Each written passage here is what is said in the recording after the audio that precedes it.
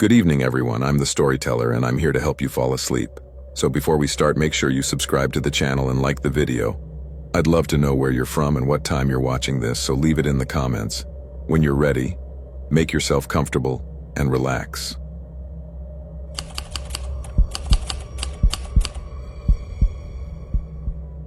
The rain was pouring down. Each drop hit the windshield with the force of a hammer, making visibility almost zero. I drove along the lonely road, a narrow and winding country lane where neither the city lights nor the bustle of the world seemed to exist. All that remained was the darkness of the night, the roar of the wind, and the monotonous sound of the rain that seemed to insist on devouring me.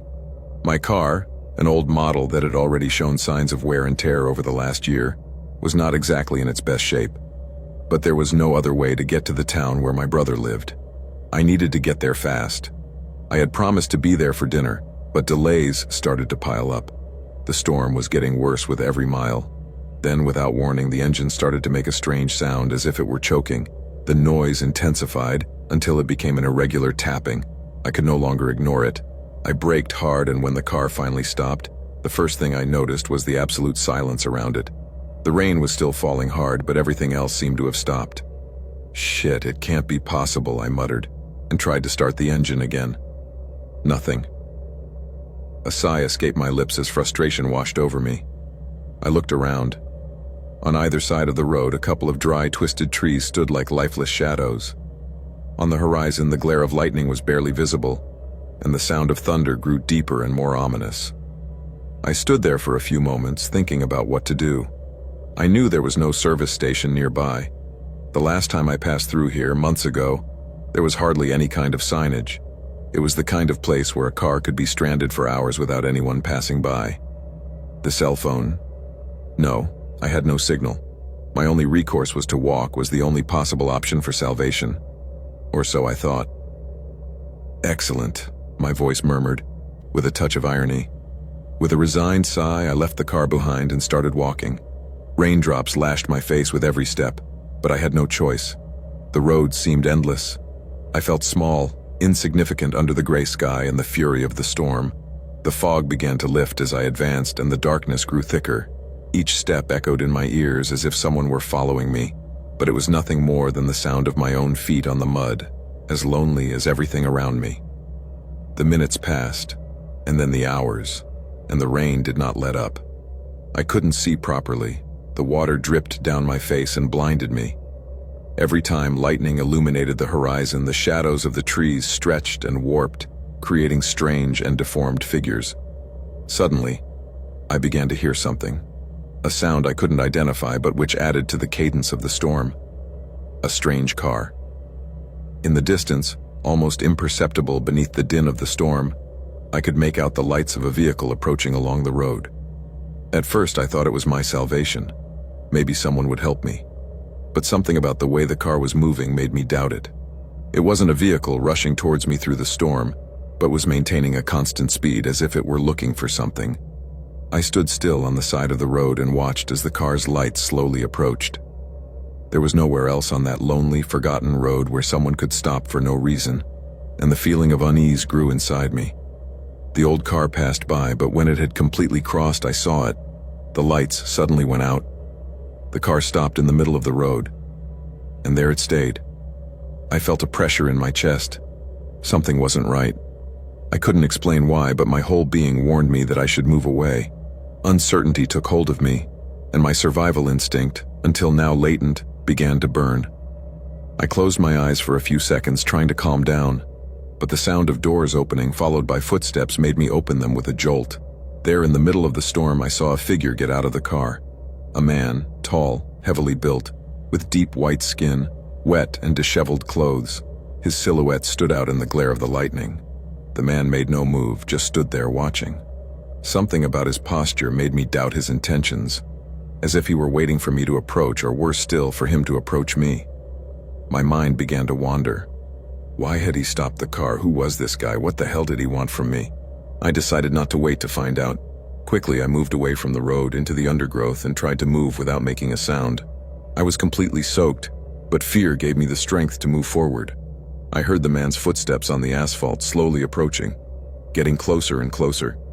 I stopped, crouching, breathing with difficulty.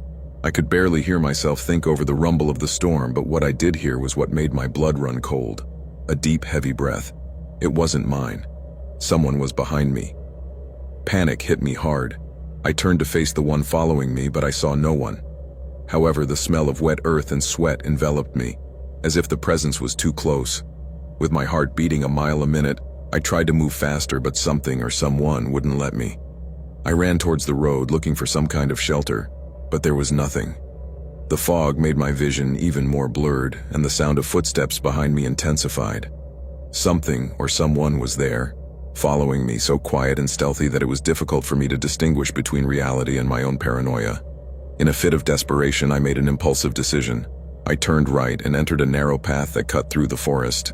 I no longer cared about the rain. Fear had overshadowed any feeling of cold or discomfort. I needed to get out of there. I needed to be far away from that presence that I felt so close, so real. The trees rose up around me like the shadows of a bad omen, and the creaking of the branches under my feet seemed deafening. Darkness surrounded me, and the whistle of the wind joined the echo of footsteps behind me. I ran until I couldn't run anymore, until my legs could no longer keep up. I stopped and tried to catch my breath. All was silent. Nothing moved, nothing was heard. But my chest was still heaving and my senses were alert, waiting for the next sound, the next movement. Then I heard it. A whisper, soft at first, almost like a murmur. And then I felt it, the warmth of a hand on my shoulder. I screamed. I turned around suddenly, but there was no one there. Only the cold and the rain. The storm. Was I going mad? Was my mind, worn down by fear and loneliness, playing tricks on me? Or maybe something much worse was happening. I didn't know, but what I did know was that I was trapped on that road, in that storm, and that something or someone wasn't going to let me go so easily. I'll never know for sure, but I don't want to know anymore. Sometimes the greatest danger is not in what lurks in the darkness, but in what our mind allows us to see. We live in a world that constantly bombards us with certainties, with explanations, but in the end, what scares us most is uncertainty.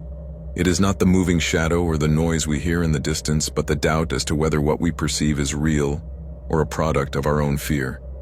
That night, as I walked alone along that dark and lonely road, I no longer knew if I was running away from something real or if I was running from myself, from my own demons. Was it fear that pushed me to move forward? Or the simple need to believe that there was something, someone I could face? What I learned along the way, or perhaps what I already knew deep down inside, is that there are times when the real threat is not the one we see, but the one we fear. And sometimes, the greatest enemy is not a murderer in the shadows, but that voice that whispers in our head, telling us that we are alone, that there is no way out, that we can no longer trust even our own perception. In that endless darkness, it was doubt that really paralyzed me.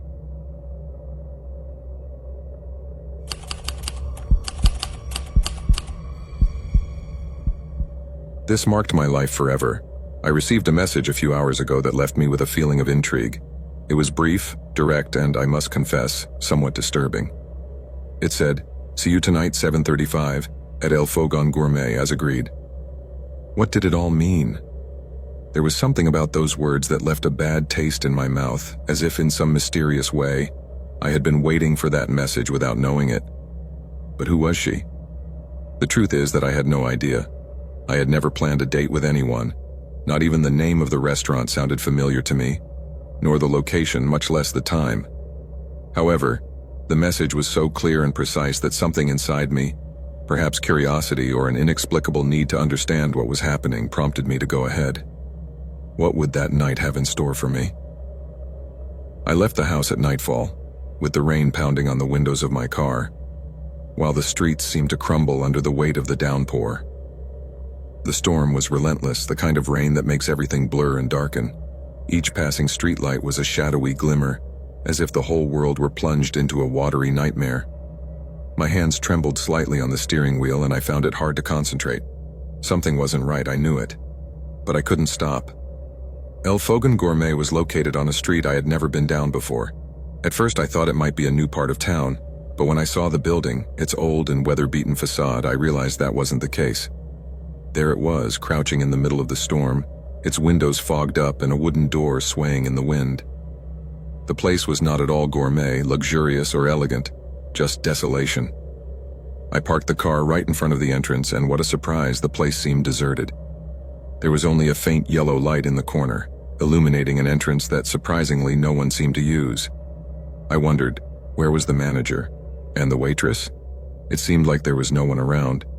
The silence was really intriguing, so deep and heavy as if everything were in a kind of pause, waiting for something. But what could it be? Something that was already happening, although I couldn't identify it. What a mystery.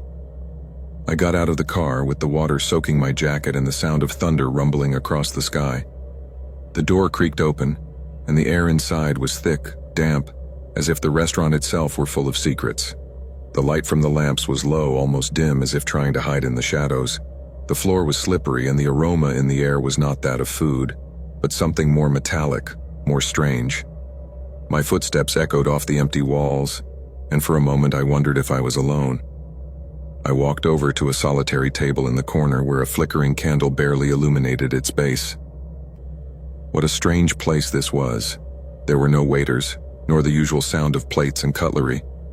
It was as if time had stopped, as if the atmosphere were holding its breath, waiting for something that, curiously, was not me. And yet there I was, as if a mysterious force was drawing me into the depths of that disturbing atmosphere. I looked at my watch. 7:35. Was the appointment supposed to be now? What could be happening? I sat down and my heart began to beat faster. My mind kept asking the same questions. Who was she? Why had I agreed to come here? The restaurant was empty, but I felt a presence. Something was watching me, although I couldn't see anything. A few minutes passed, and the door opened slowly. How intriguing. The creaking of the hinges surprised me, filling the air with palpable mystery. Then I saw a figure cross the threshold, somewhat blurred in the semi-darkness, but at the same time unmistakable. It was a woman. The dim light illuminated her for an instant, and my heart stopped for a moment. She was nothing like what I had imagined. Her face, neither beautiful nor ugly, had something peculiar, a strange detail in her expression that sent a chill down my spine. But was she really smiling, or did her lips just seem to be curving in an unusual way? What an enigma. She approached the table, and the curious thing was that she didn't say a word. She sat down in front of me without a gesture of recognition, as if we were in parallel worlds. Then a long silence fell between us, almost palpable. The rain was pounding on the window with such fury. Was she trying to warn us of something we couldn't even imagine? The clock struck 7:40, and surprisingly, the woman made no movement. Nor did I. A strange sensation began to invade me, a feeling that was difficult to describe in words, more like a knot in my stomach that was gradually tightening. Why couldn't she speak? I knew I should say something, but my words seemed to choke before they came out. A chill ran down my spine, and curiously, the need to leave grew immediately. What was really going on between us? At that moment, the door opened again. A man entered the restaurant. I didn't see him clearly, but something about his presence made me sit up and take notice. At first, I thought he was just another customer, but I soon realized that he wasn't. He approached the table quickly, without looking around, as if he already knew exactly where he was going. When he arrived, he stopped in front of the woman. It was only for a moment, but it was enough for me to realize that she was expecting him. They both exchanged a fleeting glance, almost so subtle that it could have been overlooked. The man made a curious gesture, as if he were asking permission to do something. The woman, with a slight movement of her head, nodded. But what did that signal really mean? I was intrigued, trying to unravel the secret of that shared moment. My thoughts raced. Something was wrong. Something was brewing there, between those crumbling walls, in that place forgotten by all. However, my body did not react.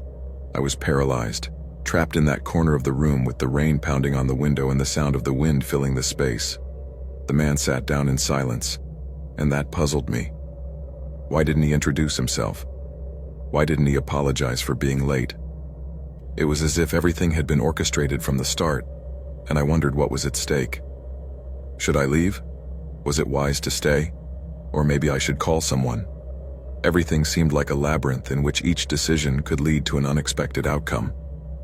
Fear was beginning to bubble up inside me, but I wasn't sure if it was because of what was happening, or because of what might happen if I decided to stay a little longer. What secrets did that stillness hide?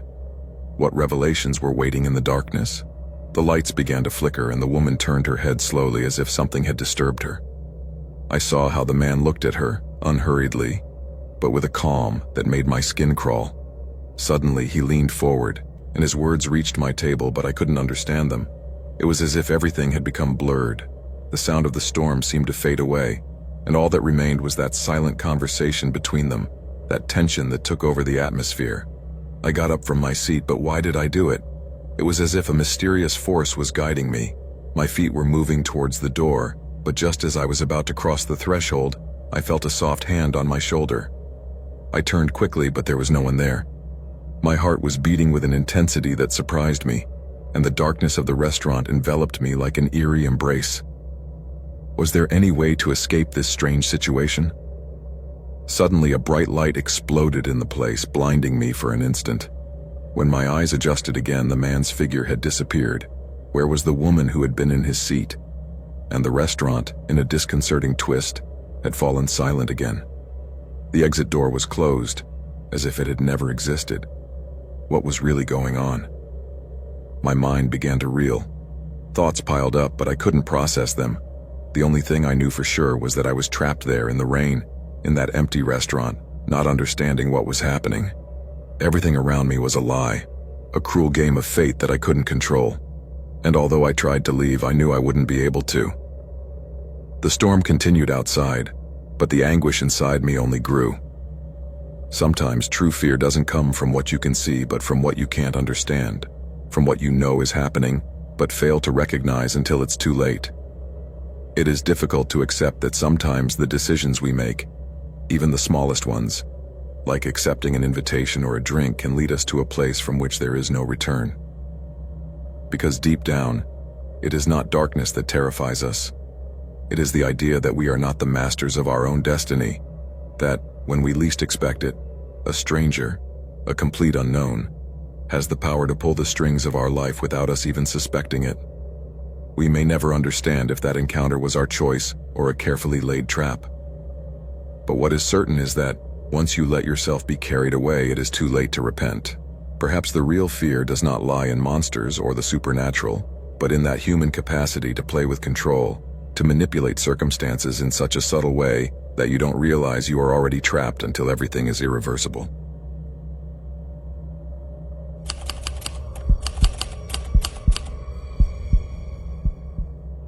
I was just a boy when this story happened. The rain was still falling without stopping. I was soaked to the bone and my shoes echoed with the water that accumulated in the puddles. But the most complicated thing was not the rain, but that the sun had already set behind the mountains and darkness was looming over the road, heavy and humid. I was coming back from school, cycling through the storm because I had no other option. The bus never came, and my mother had always warned me not to take the shortcut, but that afternoon the need to get home made me ignore her warnings. I felt tired, my back soaked and my hands freezing, as I held on tightly to the handlebars of my bike, fighting against the wind that seemed to want to take me in another direction. The shortcut, a winding route that crossed a wheat field and then disappeared among the trees until reaching the village, seemed deserted. I didn't see a single light on the horizon. The road was rural and very neglected, lonely and without streetlights. It was just a narrow dirt track that slipped between the thick forest. The sound of raindrops hitting my helmet and the distant roar of thunder were the only noises reaching my ears. But suddenly, I saw a figure in the distance. At first, I thought it was a tree or a shadow cast by the storm, but as I got closer, I realized it was a person. A man, or something that looked like a man. He was crouched down by the side of the road, with his back hunched forward. He seemed to be huddled up as if trying to protect himself from the rain, but the figure was moving slowly, almost as if he were waiting for something or someone. I didn't know what to do. My first instinct was to keep pedaling, but something in my head told me I should stop. My heart was pounding in my chest and my breathing became irregular, although I wasn't sure if it was from the effort or from the nervousness. At that time of day, And in that storm, a person in the middle of nowhere couldn't be a good sign, but my upbringing told me that I should offer help, not ignore someone in danger. Or well, that's what I thought. I stopped.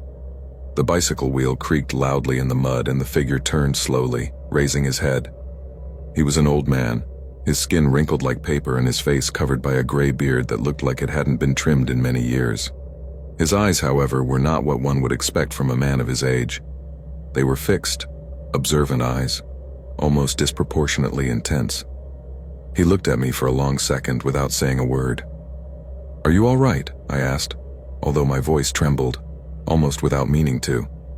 The man nodded, as if he were acknowledging my presence, but he didn't reply.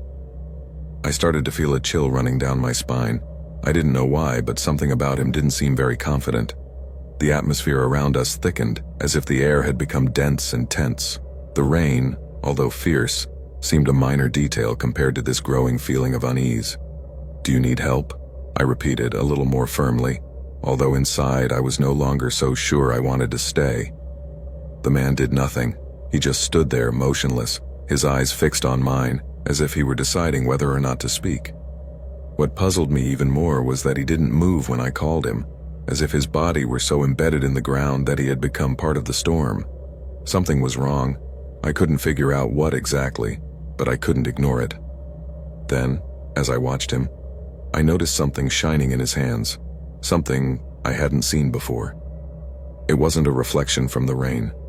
It was the glint of metal, something sharp.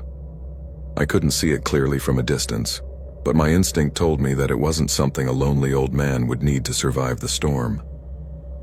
It was at that moment that I realized that something was not right. The figure of the old man, who had previously seemed harmless to me, had completely changed. His eyes had hardened, and now he was looking at me with a calculating coldness. A chill ran through my body. The feeling was as if I had fallen into a dead end, with no possibility of escape. Without thinking, I turned to get back on my bike and continue pedaling. My heart was pounding, cold sweat mixing with the rain soaking my t-shirt. But before I could turn around completely, I heard the sound of movement behind me. I turned quickly and saw him. The old man had approached much faster than would have been possible for someone of his age. The metallic sheen I had seen before was now clearly visible. A knife, large, with a blade glistening in the light of the lightning. There was not a shred of mercy on his face. "Get away," I shouted at him, thinking that I could scare him. My voice was lost in the roar of the thunder, but the man didn't stop. He wasn't just an old man lost in the middle of the storm. He was something much more threatening. The terror paralyzed me for a second. Why hadn't I fled immediately when I felt the threat? The wind was blowing furiously, dragging the drops towards my face, but I could no longer hear anything but the deafening hum in my ears.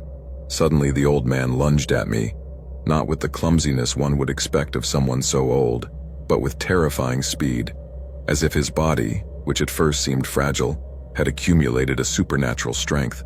The knife flashed again and its shadow loomed towards me like a lethal and dangerous presence. My first instinct was to pedal as fast as I could, but the mud and water got in the way.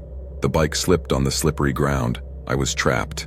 I looked back and saw the old man approaching, knife raised. He wasn't going to give me a chance. My heart was about to burst, but at that moment something saved me. Lightning. The storm had decided to release a discharge that illuminated everything around me in a fraction of a second. It was enough for me to see the terrain in front of me. Without thinking, I turned the handlebars sharply and launched myself in a completely different direction, a detour towards a small path covered by trees. The old man didn't stop. His panting breath and his shadow were still stalking me. However, at that moment, something inside me, an instinctive impulse, made me accelerate. I was no longer so far from the village, and the possibility of escape was becoming more real. The rain was falling hard, and the only sound I could hear was that of my tires fighting against the mud as I drove away from the darkness that had tried to trap me. Finally, after what seemed like an eternity, I saw the first lights of the village shining on the horizon. Behind me, the figure of the old man disappeared into the storm as if he had never existed. My breathing became calmer, but fear was still rooted in my chest. I knew that it wasn't over. Something told me that it wasn't an accident that I had found myself on that road. Something else was behind it all, something that only time could reveal. But that night, at least, I managed to escape.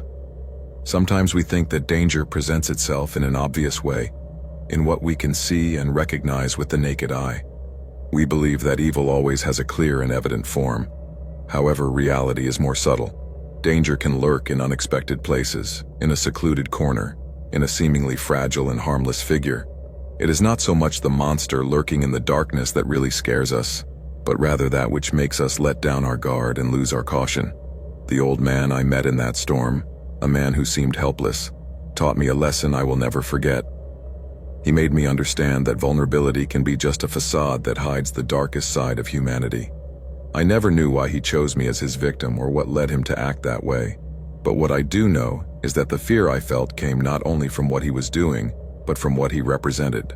The harsh reality that even those who seem most defenseless can be capable of unimaginable acts of evil.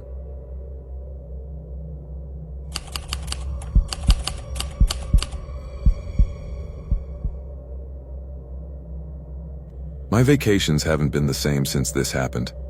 From the moment I walked through the door, something in that room sent shivers down my spine. The hotel was called a cozy night, but comfort was the last thing I found there. After a tiring day of flying and a taxi that took me to a remote corner of the outskirts of Quebec, all I wanted to do was rest. However, the feeling that someone was watching me ran through me like a chill. It wasn't just paranoia, it was a palpable impression, as if someone had been following me from the airport.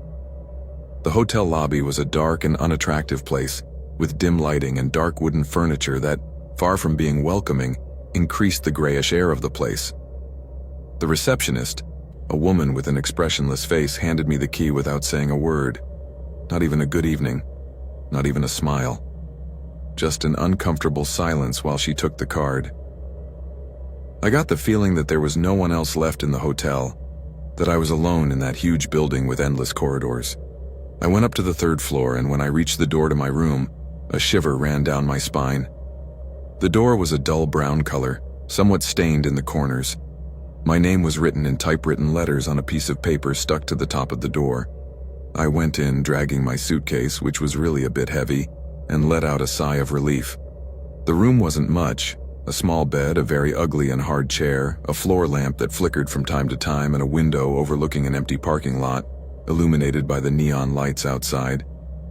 I took a quick shower to wash away the heaviness of the day, threw myself on the bed, and turned on the television. There wasn't much on the channels, just local programming that I barely understood. I thought they had very bad taste. When I turned off the television, the rain began to pound furiously on the window panes. The sound of the raindrops grew louder, becoming a constant that, for some reason, made me more restless than usual. Yes, I was a bit on edge. It was late. It was past 11 at night. I thought about going out for a walk around the city, but I was too tired. I settled down in bed and closed my eyes, trying to sleep, but something wouldn't let me relax. Raindrops continued to pound furiously on the window, and the feeling of being watched persisted, sharper than ever. Suddenly, I heard a faint tapping at the door. I sat up in bed, tense, staring at the door as if I could see through it. They knocked again. But it wasn't a normal knock. It was more like someone was trying to open the door with a slight movement, as if they had touched the doorknob and then stopped. My blood rushed to my head, and a knot formed in my stomach. It was as if someone was waiting for me to open the door, or worse, waiting for me not to. Time passed.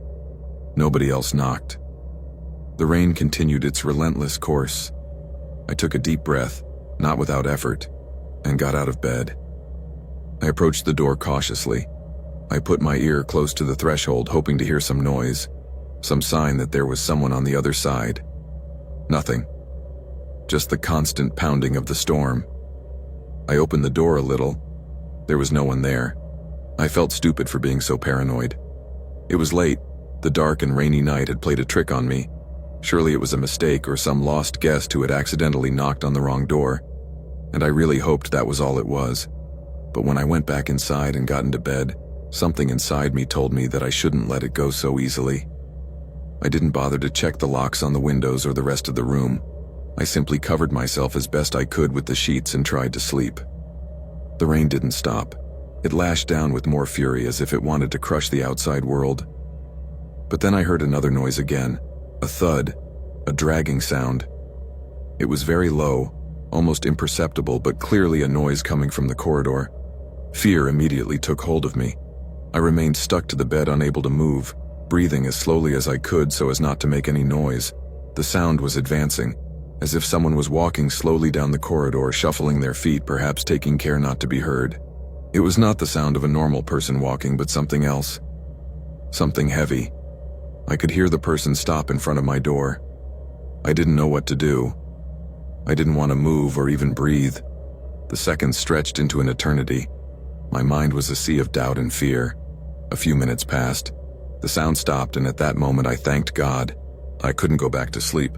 Something inside me told me that I had to do something, that I couldn't just sit there waiting for the nightmare to come true. I got up and, trying to make as little noise as possible, I approached the door. I looked through the peephole, but I couldn't see anything. The corridor was empty. Only the hotel lights illuminated the linoleum floor, casting long, distorted shadows. I thought about calling reception, but something inside me told me not to. What would I say? That someone had knocked on my door? It could just be someone looking for their room. Or worse still, the hotel staff might think I was crazy. I stood there in front of the door for what seemed like hours. The minutes passed slowly, each second an anguish that was getting out of control. And then, before I could realize it, I heard a much clearer sound, much closer. Breathing. Yes, breathing. And it wasn't mine. It was so quiet that I could barely hear it, but I could feel it, as if it were on the other side of the door, just behind the wood. The gasping breath of someone waiting in silence, waiting for the perfect moment to do something. I didn't know what, but I knew I wasn't alone. Fear invaded me with such intensity that I couldn't move. I felt my heart pounding in my throat and my body tensed as if it were about to break. The only thing I was sure of was that I had to act. With trembling hands, I picked up the phone and dialed the front desk. On the second ring, someone answered. The voice, distant and apathetic, sounded on the other end of the line. My voice came out raspy, like a barely audible whisper. I think that there is someone at my door. On the other end, silence fell. I didn't say anything else, I couldn't. But I sensed something in his tone, something that made me understand that something wasn't right, that something didn't belong in that hotel. Are you sure you haven't got the wrong room? He asked indifferently. At that moment, the sound of heavy breathing increased, much louder than before. It seemed as if someone was listening to the call. No, I haven't made a mistake, I replied, my voice breaking with tension. There was another silence, and then the faint click of the line hanging up. Something in my stomach churned. I turned off the light and threw myself to the floor, crawling towards the corner of the room. I couldn't move or make a sound. My breathing intensified, became more irregular, and suddenly I saw a figure briefly appear through the crack in the door. It was a man, or at least it looked like one, but his posture was strange, as if he were leaning on something or as if he had hunched over more than usual. I don't know how long I spent there, lying on the floor waiting for something to happen. All I remember is that at some point the figure disappeared, and with it the breathing. Once again I thanked God that I was fine until that moment. The storm outside suddenly stopped. I never found out what happened that night.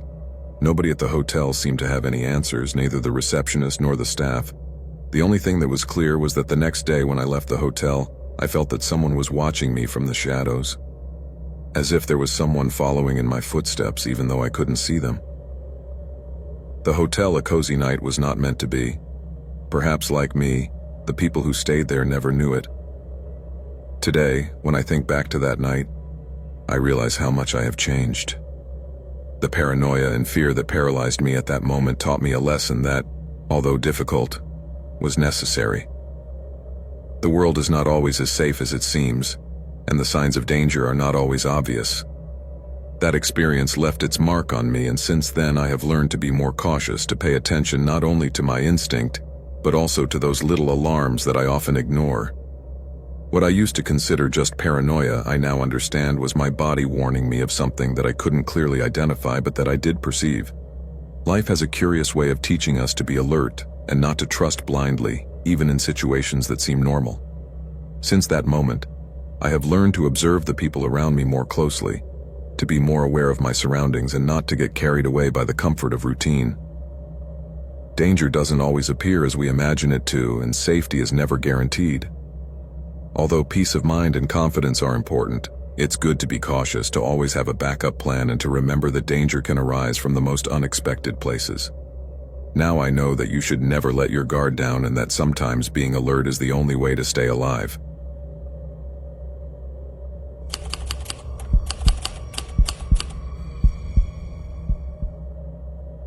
This happened to me several years ago.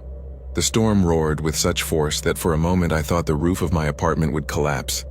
The wind was dragging the rain furiously, and the thunderclaps engulfed me, erasing all sense of time. I was sitting on the sofa watching a movie that barely interested me, but that kept me distracted while the storm lashed the city. I wasn't expecting anything to interrupt that night. Suddenly the phone rang, breaking the sound of the storm. The number was unknown, but before I could answer, the voice of Camilla, my ex-girlfriend, filtered through the speaker. Fear was evident in her tone, something I hadn't heard from her since we had separated a couple of months ago. Her voice trembled, broken by panic. She told me that someone was trying to break into her house. She heard noises at the back door, banging on the windows, and her anguish was palpable, as if she were on the verge of collapse. Fear stabbed through my chest like a dagger. Without thinking, I got up from the sofa, my hands sweating despite the cold coming from the storm.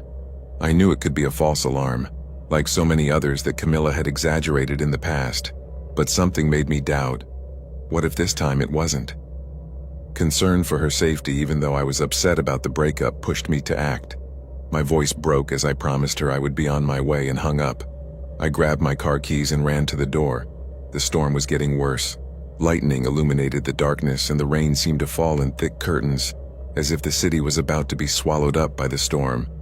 I pressed down hard on the accelerator, barely aware of the speed at which I was driving. Fear clouded my thinking.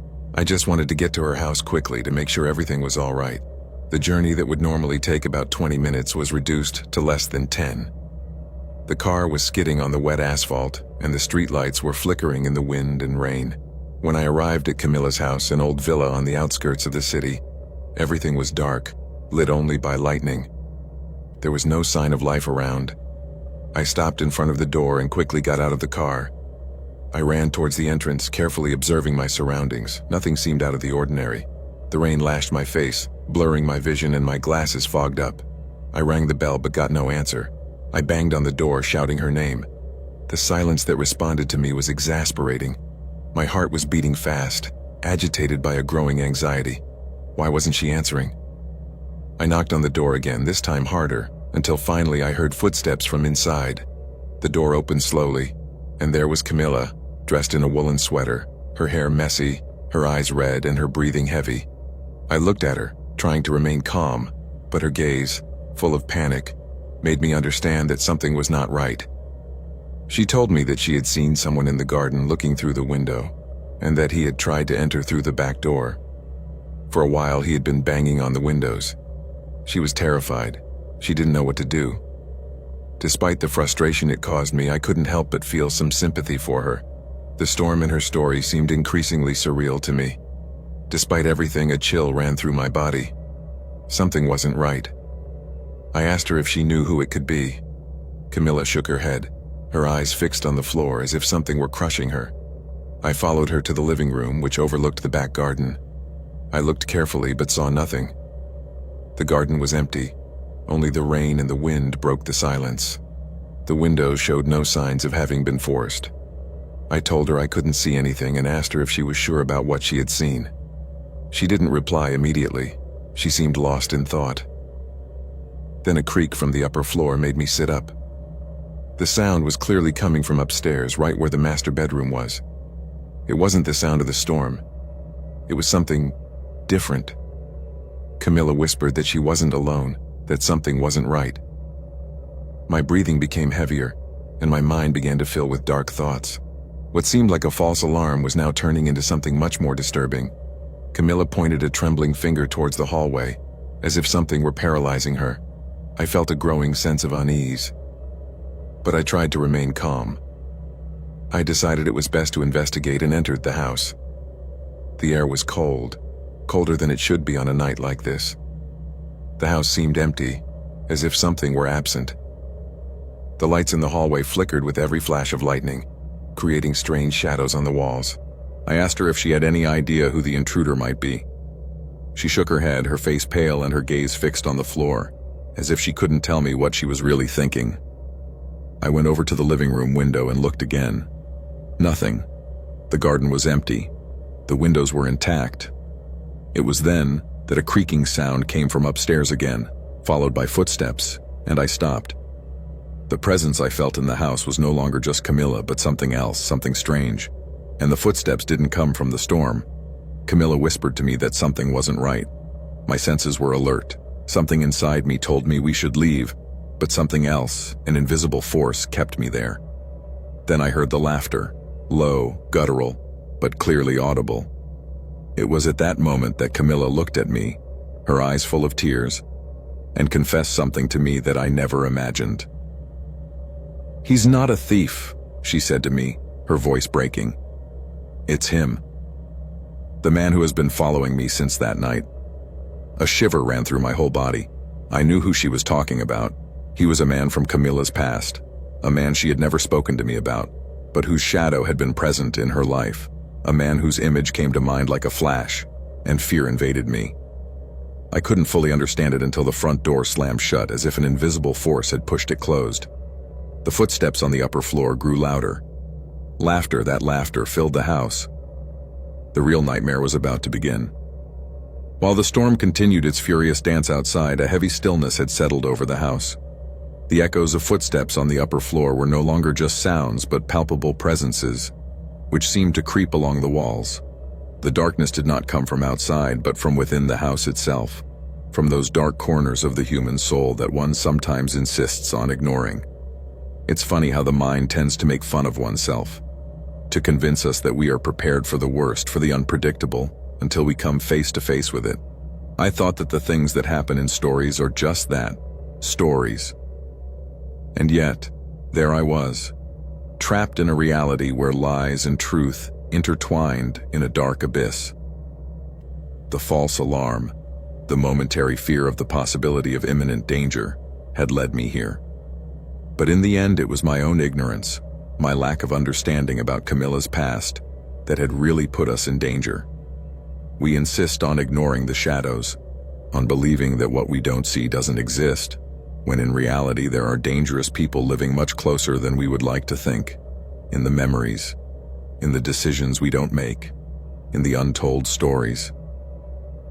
Sometimes there is no rational explanation for evil. There is not always a thief, there is not always a tangible intruder that we can identify and stop. Sometimes the real terror is knowing that there are darker forces that feed on what we keep quiet, that lurk in the most unpredictable moments, revealing our worst vulnerabilities. Today I learned that there are no false alarms, but moments in which the truth, the one we never wanted to see, finally catches up with us, regardless of what we thought we knew.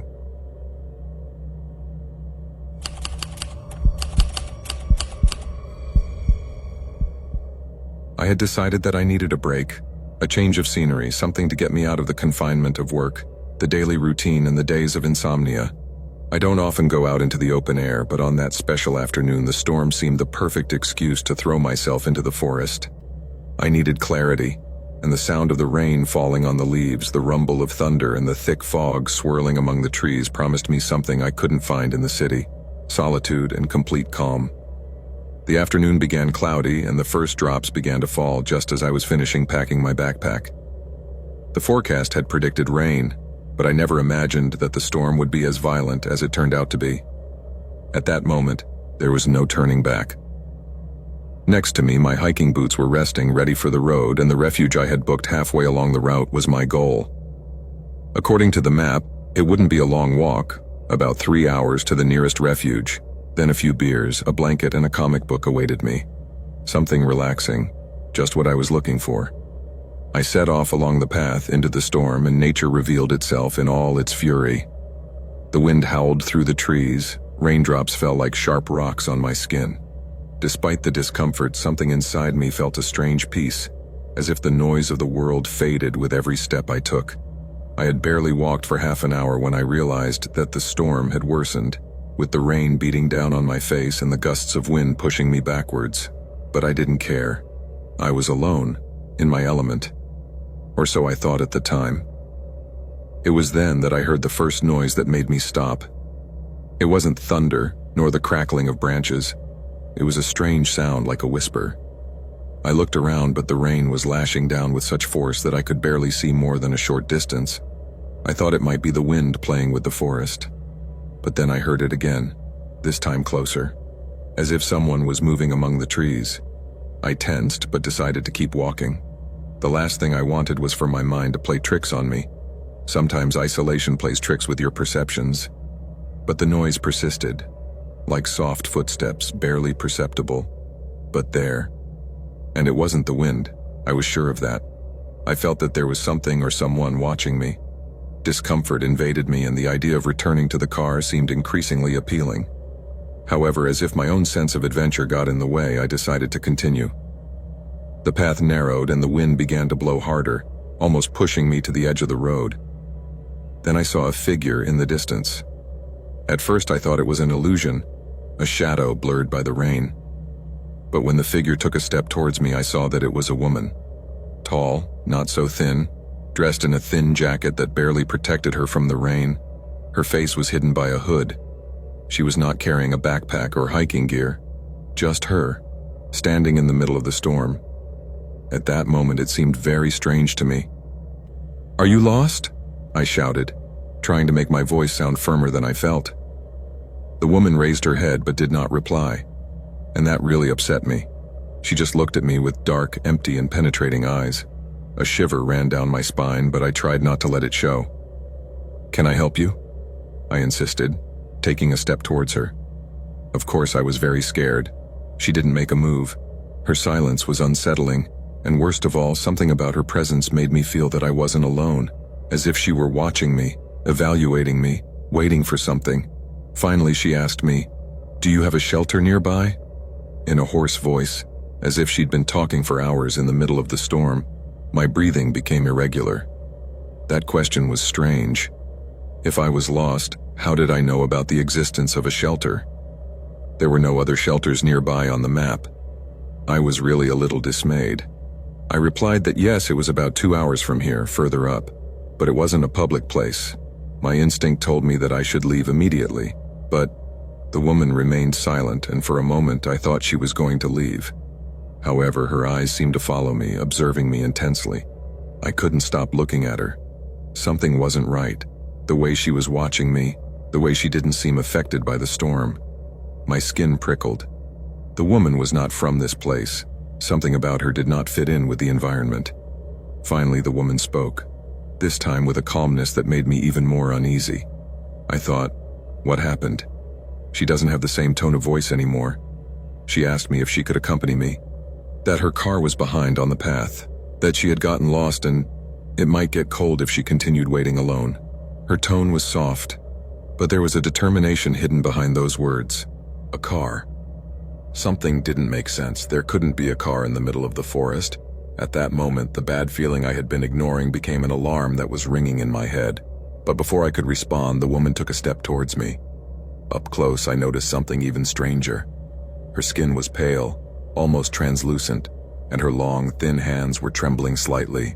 The storm lashed against her body without seeming to affect her. My instinct screamed at me to walk away, but I didn't. For some reason, the need to get out of there to find a safe place overcame all logic.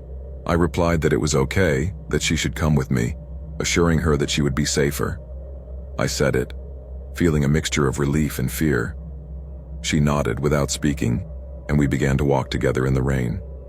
As we advanced, the noise of the storm became more deafening, but the silence between us was even heavier.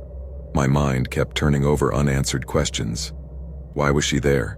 Why was she telling me about a car that didn't exist, or at least I didn't see it? Every step towards the shelter filled me with growing unease. Suddenly, something made me stop. A distant sound, but one that filtered through the thunder. They were voices, murmurs, as if someone else was nearby.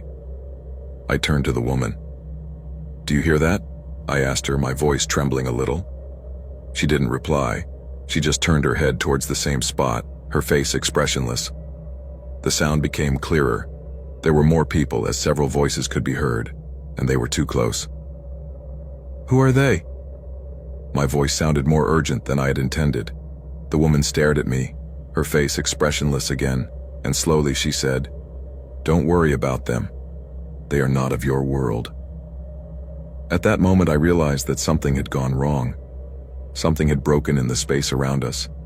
The voices seemed to be getting closer, and the atmosphere was getting thicker, as if the storm itself was surrounding us. My mind began to race in all directions. Something was about to happen, something dark. The woman no longer seemed so distant, so indifferent to the storm. Her face was closer to mine, her warm breath against my ear. I turned around suddenly. I saw several figures emerging from the fog, human shadows moving quickly like specters in the storm. Some were moving towards us, others further back, as if waiting for something. They couldn't be travelers. They couldn't be normal. The woman smiled strangely, with something in her eyes that was no longer indifferent but a mixture of hunger and desperation, telling me not to worry, that they will find me, and when they do, there will be no turning back. In that instant, the truth hit me like a bolt of lightning. The storm wasn't the only thing around us. There was something else, something darker than the rain itself, than the fog. The woman was no longer just a lost person. She was part of something, of a game, a ritual that I had fallen into without realizing it. And for some reason I could no longer move. Sometimes when we seek to escape the weight of the world, we believe that solitude is our ally. That distance will bring us clarity, or at least rest. But in reality, the darkness is never far away. It is easy to fall into the trap of thinking that we are safe, that the worst is behind us. However, the truth is that danger usually lies in wait for us where we least expect it, disguised as calm, normality, even kindness. We lie to ourselves believing that the storm outside is more dangerous than the storm inside us. And when the fog clears, we discover that monsters don't always have faces, claws, or fangs. Sometimes they are simply people who cross our path at the wrong time, in the wrong place. Now I know that in the end there is no real refuge. There is no safe place when human darkness has decided to find us.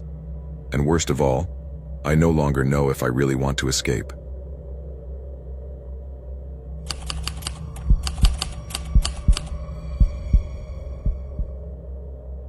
I've been incomplete since this happened to me. Rain has always been a fascinating refuge for me. Isn't it curious how the sound of water hitting the windows and the murmur of drops falling on the asphalt can create such an enveloping atmosphere? There is something extraordinarily comforting in that grayish serenity that seems to push everything else away, a comfort that I have deeply longed for. But that night was really different. It all started with a sharp pain in my side, as if something were going through me. But curiously, it wasn't as violent as a knife. It was more of a burning sensation, something deep that refused to go away. At first I thought it would be just a passing discomfort, nothing to worry about. But to my surprise, the pain not only persisted but intensified, as if an invisible pressure was squeezing my abdomen. I got up from the chair, intrigued, and walked to the door of the apartment. But when I tried to reach for the phone, something strange happened. I felt dizzy. Why did the colors in the room start to blend together? My head was spinning, and in an almost instinctive act, I managed to dial the emergency number asking for help. What was really happening? The phone seemed far away, but my anxiety made me speak quickly. I could barely articulate the words, feeling my body sway and the pain that wouldn't let up. When the ambulance arrived, I disconnected from everything, between the voices of the paramedics and the feeling of being dragged through a dark sea. The next thing I remember is arriving at the hospital, exhausted, without strength, my body worn out, my hands cold, my eyes heavy. A doctor with a serious face received me in the emergency room, and before I lost consciousness, they asked me my name and age while they laid me down on a stretcher. I woke up in a white room, surrounded by tubes and cables. How strange. My skin was burning as if I had been in boiling water, although the pain, surprisingly, was a faint companion thanks to the medication. I tried to move, but my body seemed to be trapped in an incredibly overwhelming weight. What was happening? Something didn't add up, but the fog of the anesthesia kept me in a state of confusion. Suddenly, a nurse entered the room. Her presence was distant and professional, but there was something in her gaze that I couldn't ignore, a restlessness that she was struggling to hide. She asked me how I was feeling, But before I could articulate an answer, she left, leaving me in an eerie silence. The door closed softly, and I was left alone with my thoughts and the sound of the rain beating against the window. Why did his attitude seem so strange to me? It was as if I was being ignored, as if the attention I so longed for was slipping through my fingers. What was really going on? Hours later, the doctor entered. He was a tall man with a perfectly trimmed beard and a serious look, almost straight out of a magazine. Despite his calm tone, something about his presence disturbed me. The light from the lamp cast shadows on him that slid across his face, giving him a spectral appearance. He asked me how I felt. I replied that I was still in pain, and asked him to explain what had happened. His response was cold and distant, almost as if he were talking about a routine operation. He told me that I had had to undergo an emergency operation due to a perforation in the intestine, a rather serious situation that, if not treated in time, could have endangered my life. However, something in his words made me frown. Why wasn't I informed of this before the operation? Why wasn't I told anything until now? The doctor remained silent for a moment, looking at me with an intensity that made me feel curious. The tension in the room was almost palpable. Finally, he broke the silence with an explanation that didn't quite convince me. There was no time. The most important thing was to save you. The damaged organs were removed, but the rest is fine. However, it is essential that you have constant follow-up. What did that really mean? What else was behind this sudden intervention? One question, one simple doubt arose in my mind. Why was he talking to me that way, as if something else had been removed? My instinct told me that something didn't add up, but before I could ask any more, the doctor turned around and said goodbye without giving me a chance to pursue the conversation. He left me alone again, but my uneasiness grew with every passing second. The hours seemed to stretch on forever. The rain continued to fall, pounding on the window like a metaphor for what was brewing inside me. Something I couldn't understand. That night, while the storm continued to rage outside, I was overcome by an inexplicable urge to get up. Although my body was still aching, a burning curiosity was pushing me forward. What would be beyond this place? I unhooked the cables that kept me connected to the machines, and with a titanic effort, I stood up. Each step towards the door was a small challenge, but the anguish and restlessness I felt were more powerful than any physical discomfort. I had to find answers. When I opened the door, I found myself in a deserted corridor, barely lit by flickering fluorescent lights. The silence was overwhelming, only interrupted by the distant murmur of the machines and the constant patter of the rain. I took a few steps forward, but something made me stop dead in my tracks. At the end of the corridor, a door was ajar, letting out a ray of yellow light that seemed to beckon me. Without thinking twice, I headed towards it, driven by a mixture of fear and an insatiable need to discover what secrets were hidden behind that threshold. What mystery was there? When I pushed the door open, I found myself in a small room that looked like a makeshift laboratory. On the table were various medical instruments, bottles containing liquids of strange colors, and what looked like a file with medical information. But what paralyzed me was not so much what I saw as what I heard through the room's intercoms. The patient's reaction is positive. He still shows no signs of rejection, but his body is responding slowly. He's a good specimen. "We can continue with the plan," said the doctor's voice, that cold and calculated voice I'd heard before. My heart began to beat fast. I stood motionless, not daring to breathe. Something wasn't right. I didn't understand what was happening, but I knew I had to get out of there. Suddenly, I heard footsteps behind me. The doctor appeared in the doorway, his gaze fixed and calculating.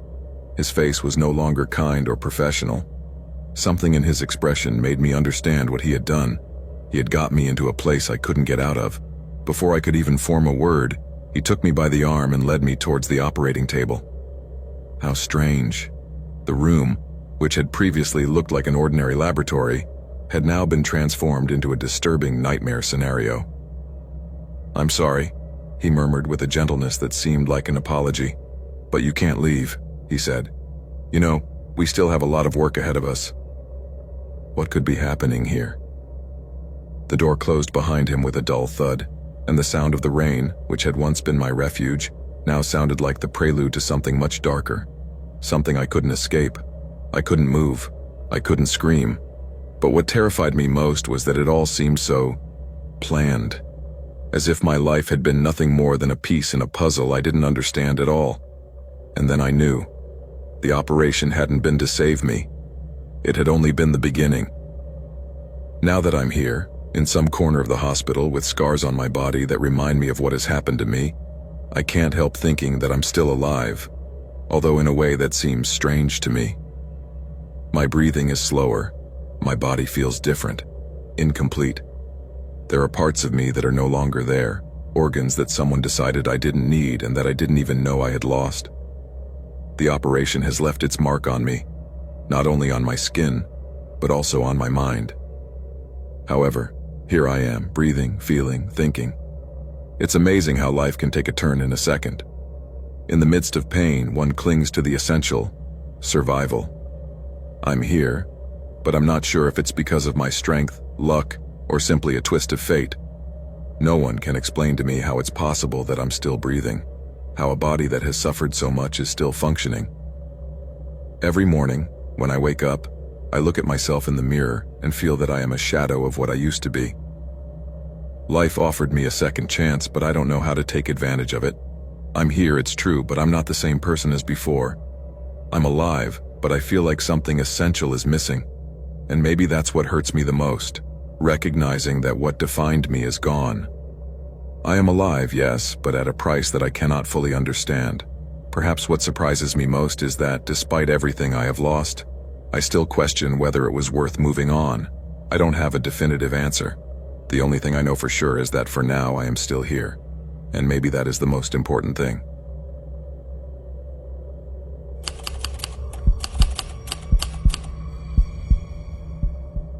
The delivery that changed my life. The rain lashed my helmet with great intensity, but visibility was not a problem. The motorcycle roared through the empty streets of Madrid, the headlights illuminating the wet streets while the storm wind whipped my face. Most of the city seemed to have surrendered to the storm, but I kept going. I couldn't stop. That was the rule in my job. I am a food delivery driver, and that day, like any other, I had to deliver my last order for the day. The motorbike, although a bit old, was still working perfectly, and the GPS told me that I only had a few minutes left to get there. The order was from a family that lived in a luxurious apartment complex in the north of the city. The place was in an exclusive area, but that didn't surprise me. I've delivered food to mansions, luxury apartments, places where people with money don't care what they spend. What did catch my attention was the strange tone of the call, but I went ahead with my work anyway. "It's essential that it arrives quickly," said the voice on the other end of the phone. It was the same voice that had given me the precise address. It wasn't the first time I had been asked to work quickly, but there was something in his tone that made me feel uncomfortable. Sometimes some people would order food at the last minute, trusting that it would arrive on time, and that was quite common. I didn't give it another thought. I was driving along the main avenue, wet and lonely, when I passed a park where the trees were bent under the weight of the rain. The storm had already darkened the city, and everything was shrouded in oppressive gloom. As I approached my destination, the GPS took me to an alley that led to an even more exclusive area, a luxury apartment complex with glass walls, perfectly manicured gardens, and tall buildings with breathtaking views. I parked the bike by the entrance. The wind and rain seemed to have increased in intensity, and for a moment, I thought about how nice it would be to go home. But I had a delivery to make, and that was all that mattered. I got off the bike, took the bag with the food, and headed for the main door, an elegant hall with automatic glass doors. Through the glass, I saw the doorman, a man with a serious face who seemed not to notice my presence. I rang the bell. Nothing. I rang again, more insistently. A few seconds later, the door opened. The man, with an expressionless face, gestured for me to enter. He didn't say a word to me. He just closed the door behind me without making the slightest noise. I felt as if I had entered a world apart. The entrance was silent, more so than I had expected. Everything in that place seemed to be perfectly calculated, from the fresh smell of the air conditioning to the immaculate shine of the surfaces. I passed through a long corridor that led to a kind of common room. Everything was so perfect, so carefully ordered, that I felt like an intruder. My heart began to beat faster, but I tried to ignore it. I carried on. The doorman didn't accompany me. Instead, an elevator opened without the need to press any buttons. Something inside me told me that I shouldn't get on, that I should turn around and leave. But common sense prevailed. It was just a delivery and I couldn't afford to waste time. The elevator rose slowly, the cables creaking, and the metallic echo filling the air. When we reached the top floor, the elevator door opened with a dull click. In front of me was a long corridor that seemed to go on forever. The lights were dimmed and the sound of rain on the roof resonated loudly. I walked down the corridor. My breathing became more labored, and the feeling that something was not right only grew. At the end of the corridor there was a door. It wasn't closed, but slightly ajar. Something about that crack gave me the creeps. The door shouldn't be open, or at least not like that. I moved towards it, but before I could touch it, I heard a laugh. A low sound, barely audible, coming from inside the room. Something didn't add up, but I forced myself to go ahead. I pushed the door open. With fear, but I pushed it. The first impression was that of a quiet and cozy home, which contrasted sharply with the feeling of danger that overwhelmed me. A family was gathered around a large dining room table. There was an elegant woman of about 30 with her hair neatly tied back, and a man of about 40 with a hardened face, a well-trimmed beard, and a fixed gaze. The son, who appeared to be a teenager, was at the end of the table, silently watching me. What caught my attention was the calm with which they received me. Nobody said a word, not even the woman, who looked at me with eyes that could not have been colder. The tension in the air was surprising. I stood still in the doorway, not knowing what to do. "The food," I said, raising the bag as if that would break the ice. The man got up slowly, as if everything were part of a well-rehearsed script. He took the bag from my hand without haste and placed it on the table without saying a word. Beside him, the son did not stop staring at me, as if studying my every move. The woman smiled, a smile that was too forced, that did not reach her eyes. It was an empty smile, as if she were calculating something. At that moment, the woman asked me in a soft voice, "Would you like to stay and eat with us?" What at first seemed like a polite invitation seemed more like a veiled threat. My instincts told me that something was wrong, that I should leave as soon as possible. However, something kept me there, motionless, as if an invisible force were holding me back. "Thank you, but I must go," I replied. Although my voice sounded hesitant, the woman didn't seem surprised. She simply nodded and smiled again. The smile never reached her face. It always seemed to stay on the surface, like a mask hiding something much darker. It was at that moment that I heard something strange, a thud, as if something had moved on the floor above. A shadow crossed the nearby window. In my mind, I connected it with something that had disturbed me from the beginning. The fact that I hadn't heard any sound from the street. No cars, no noise from the storm. The building seemed isolated, too isolated. At one point, the man insisted that I listen to his deeper voice this time. I turned to him, feeling that I could no longer trust my own senses. I looked at the son, who was still staring at me, his eyes devoid of emotion. Something in his gaze told me that I was missing something important, something I couldn't see. I repeated, this time more firmly, "No, really, I must go." The woman raised a hand gently, and at that moment the son got up from the table. His steps were soft but determined. Something inside me clicked. They weren't going to let me go, and if I stayed another minute, there might be no way of getting out of there alive. A chill ran down my spine. I turned quickly and ran towards the door, but before I could reach the hallway, the son blocked my way. His face was expressionless, almost empty again. A wave of his hand made me stop dead in my tracks. At that moment, he calmly told me that I couldn't leave. For a second, I stood there paralyzed, unable to do anything. I felt pressure on my chest, as if the air was getting denser, heavier. I was trapped. The man who had been standing at the table took a step towards me. His eyes were cold, calculating. I knew I had crossed a line I shouldn't have crossed. I knew I was no longer in control. He told me firmly that I had to keep to a tone that left no room for further objections. The exit door was right in front of me, but I wouldn't get there. Not if I didn't want something much worse than losing my job to happen to me. I remember the sound of footsteps approaching from the other side of the room. The last image I have of that family was of them smiling at me. But this time, their smile was much more cruel. The rain continued to fall outside, while I understood too late that not all homes are a refuge. Since that night, everything has changed. The city with its wet streets and buildings shining in the rain no longer feels the same. Before, being a delivery driver was just part of my daily routine, something almost automatic. I was concerned with being on time, following the right route and making sure deliveries went smoothly. But now, every package I carry on my motorbike and every doorbell I ring has become a challenge, a sign that not everything that seems normal really is. Now, I'm more cautious. At first, I didn't understand why the smallest details made me worry. A customer's tone of voice, an address that seems a little far away, or an unusual silence behind a closed door. Each of these signs makes me doubt.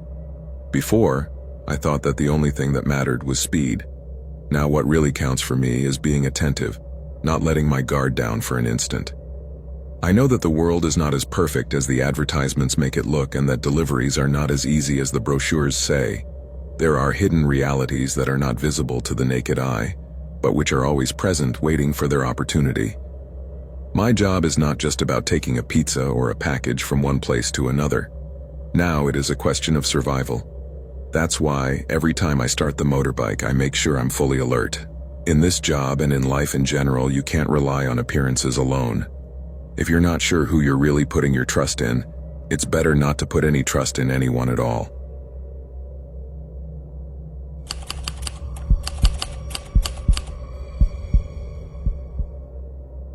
This has been going on for a while now, and it continues to disturb my peace. The rain was falling furiously that afternoon. It hit everything in its path, causing the sound of impact to mix with the thunder, creating an even more oppressive atmosphere.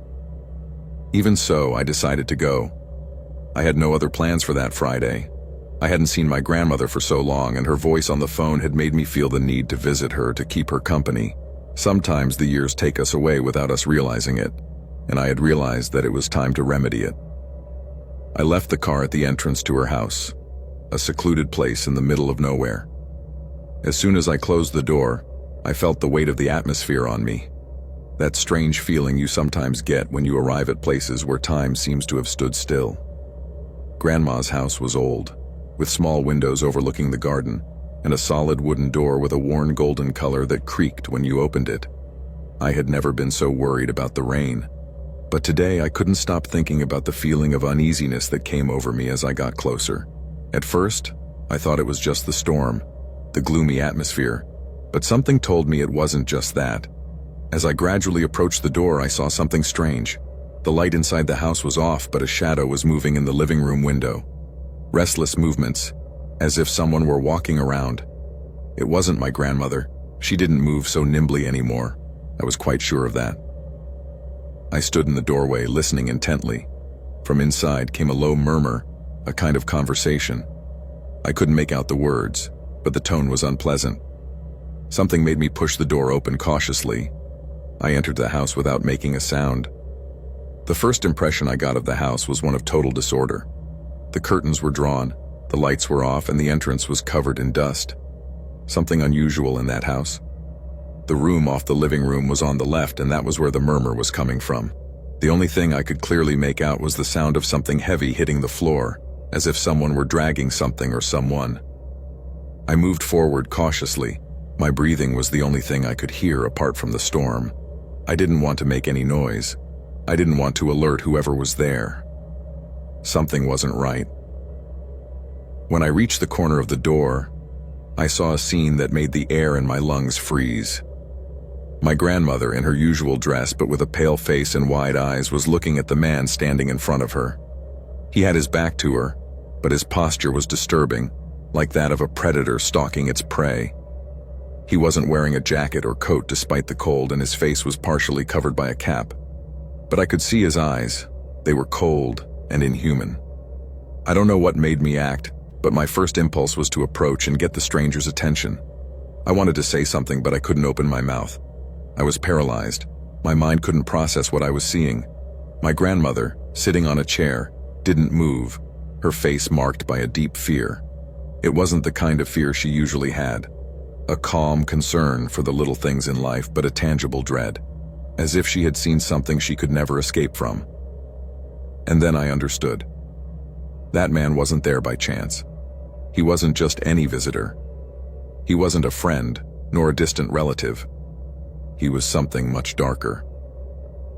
Suddenly, the scene was broken by the sound of a sharp blow. The man took a step back, dropped something on the floor, a knife, a screwdriver. I didn't know what it was, and turned towards me. It was too late for me to realize that he had already seen me. He took a step forward. The tension in the air was palpable. I could see his lips curl into a smug smile, as if everything was under his control. My grandmother tried to move, but her body did not respond, and I realized that she was not there by accident. There was something else in her that prevented her from moving, as if fear had left her paralyzed. My mind began to quickly process what was happening, and I realized something awful. I was alone. There was no one else there to help me. Not the police, not the neighbors. No one, just him, my grandmother, and me. It was a tremendous shock. The man started walking towards me. A couple of seconds passed, but for me it was an eternity. When he finally spoke, his voice was raspy, as if he were speaking through a mask. The man then told me that I shouldn't have gone. His words were simple, but the tone of his voice was so gloomy that it completely chilled my blood. I tried to take a step back, but my body did not react immediately. My muscles tensed, trying to move to escape, but the confusion kept me paralyzed. I looked around, looking for something that could help me. At that moment, he was so close that I could smell the sweat on his skin. I felt his presence so intensely that it seemed as if his proximity was destabilizing me. In that instant, my mind began to formulate a plan, something that could save us both. I didn't know if it would work, but I had to try. Without thinking too much, I took a step to the side and pushed over a nearby table. The man stumbled and fell to the floor, but he didn't stop. He got up quickly, fury in his eyes. I knew I didn't have much time. My grandmother was still motionless, unable to help me. It was as if fear had trapped her in her own body. I couldn't leave her there alone. I couldn't let her be the next victim. The man now looked at me with intense hatred. He wasn't going to let me get away. I tried to reason with him, to talk to him. I told him we didn't know who he was, that we had nothing to do with him.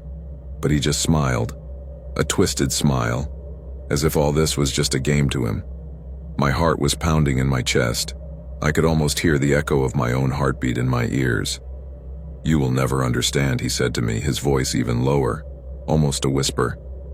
Suddenly he jumped towards me, and I could see his hands clenching into fists. I felt a sharp blow to my side. The air escaped from my lungs, and I fell to the floor with a muffled scream. But at that moment, something inside me was activated. Fear was not going to stop me. I jumped up and grabbed the first thing I saw, an old lamp on a nearby table. Without thinking, I threw it with all my strength at his face. The impact disoriented him for a moment, and that split second was all I needed to push the table between us and run towards my grandmother. I took her hand tightly and dragged her along, regardless of the pain or the fear. The man, still reeling, began to get up, but it was too late. I couldn't stop now.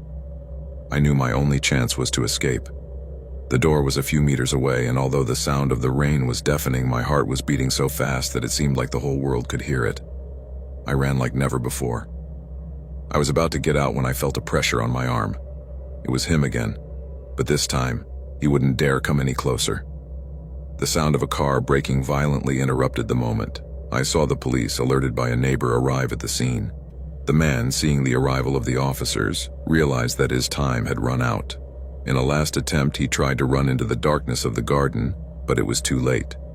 In a matter of seconds, he was arrested. We took the grandmother to the hospital. Although physically and emotionally broken, she survived. I'm still trying to process what happened that night. But one thing I am sure of: I will never set foot in that house again as long as it rains. I felt a mixture of relief and anger. Relief because I no longer had to fear for my life or for my grandmother's. Anger because that man had destroyed our lives. From that moment on, life returned to a certain normality, but the emotional scars took a long time to heal. Whenever I saw an older woman alone, I felt the need to protect her.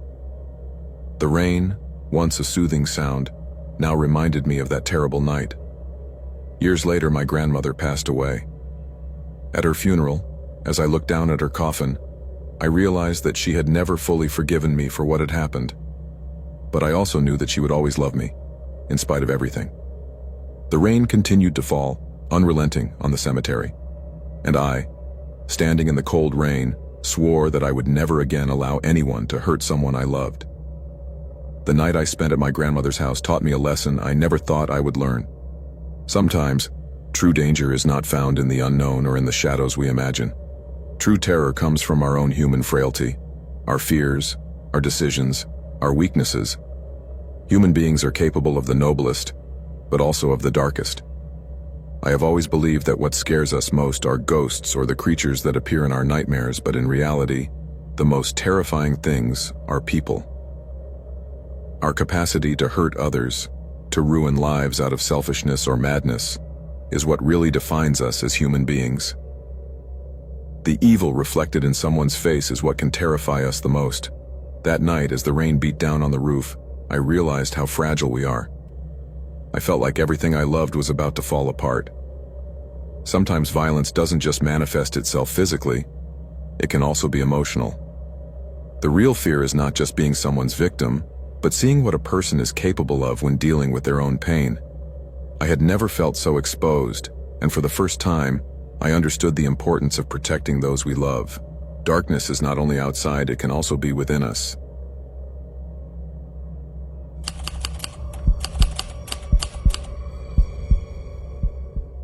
The last camp of my life. This story is surprising. I remember the first time I heard about the old reservation camp. We all thought it would be an adventure. A summer in the middle of nature, surrounded by giant trees, dusty paths, and clear skies. Almost all of us in the group were teenagers. I, one of the youngest counselors, had the opportunity to get out of the city for a few days and forget the hustle and bustle of everyday life. I thought it would be a worthwhile experience, a memory for a lifetime. Nothing prepared me for what would happen that night. It all began like any other outing. The children had arrived at the camp just 4 days before, and despite the constant rain that seemed never to let up, everyone was trying to make the most of the time. However, something wasn't right from the start. There was something strange in the air, a feeling that I couldn't identify but that made me feel uncomfortable. Perhaps it was the constant gaze of Paolo, the head ranger, who was always watching us with piercing eyes from a distance. The first sign that something was wrong came when one of the children disappeared. Leonardo, a young boy of about 11, wandered off from the group during a walk. At first, nobody thought it was serious. Children are prone to getting lost or separated for a moment in the woods. But when more than 2 hours had passed and we still hadn't found him, a thick layer of anxiety began to envelop us. The storm began to intensify, as if the weather also sensed the bad omen in the air. The rain poured down, soaking our clothes and making our search more difficult. The slippery ground and the trees always moving in the wind did not help. However, at the end of the afternoon, in the midst of that meteorological chaos, we found him. Leonardo was in a clearing near a stream that could hardly be distinguished between the fog and the rain. He was standing completely still, as if nothing was happening around him. His eyes, wide open, were looking at something fixed in the distance, something we couldn't see. He seemed paralyzed with fear, but the strangest thing was that he wasn't crying or calling for help. He just looked at us, as if he were waiting for something, or rather for someone. I didn't really know what to think at that moment. We took him in our arms and started to walk back to the camp, with the feeling that something was not right. It was at that precise moment that we found them. A group of corpses. They were not there by accident or natural evil. They were arranged in a disturbing way, in a circle, as if they were waiting for us to join them too. All of them had their eyes open, but their bodies seemed inert, abandoned by time. They were dirty, covered in earth and fallen branches. The smell was unbearable, a mixture of rotting flesh and damp. My mind couldn't process what I was seeing. I couldn't understand what it meant, but I knew it wasn't accidental. Next to those bodies, there was a man. He was standing in the middle of it all, as if he didn't belong. He was wearing a thick leather jacket worn out by the years and a wide-brimmed hat that covered his face. He didn't say anything when we approached. He didn't even move. He simply watched us with a disturbing calm. I remember looking at his face, what I could see under the hat. It was the face of an old man, wrinkled, almost decrepit. But what terrified me most was not his appearance, but his smile. That crooked, forced smile that didn't seem to fit his face. "Don't come any closer," whispered someone, not knowing who had said it. But it was too late. The man raised his hand and started walking towards the forest. We didn't chase him. We didn't say a word. But something in his attitude paralyzed us, as if that was the moment when everything began to fall apart. On returning to the camp, the uneasiness increased. We knew something had changed. The lights in the cabin flickered with every thunderclap, as if they wanted to go out and leave us in the dark. The storm raged with more uncontrolled fury than ever. Nobody spoke about what we had seen. Not a word. Just empty stares, and the feeling that something was lurking beyond the shadows. That night, something else disappeared. Paolo, the head ranger, didn't show up the next day. His radio had stopped working. We went to look for him, not knowing what to expect, but what we found was even stranger. Paolo was there, in the same clearing where we had found Leonardo. But he wasn't dead. He wasn't alive either. He was sitting, staring at the horizon. His face, a mask of despair, stared back at us with empty eyes, as if he were trapped in a place that none of us understood. His jacket was torn, covered in mud and blood. He had a blood-soaked machete next to him, but he made no move to get up or defend himself. He just stared at us, as if waiting for something. One of the boys, Juan, went over to try and talk to him, but when he tried to touch his shoulder, Paolo turned abruptly, his eyes glazed, and muttered something in a low voice. "They're coming for all of us." We didn't know what to do. Nobody dared to go any closer. And at that precise moment, we realized that something much worse than a simple disappearance was unfolding in that place. As evening fell, the storm showed no sign of abating.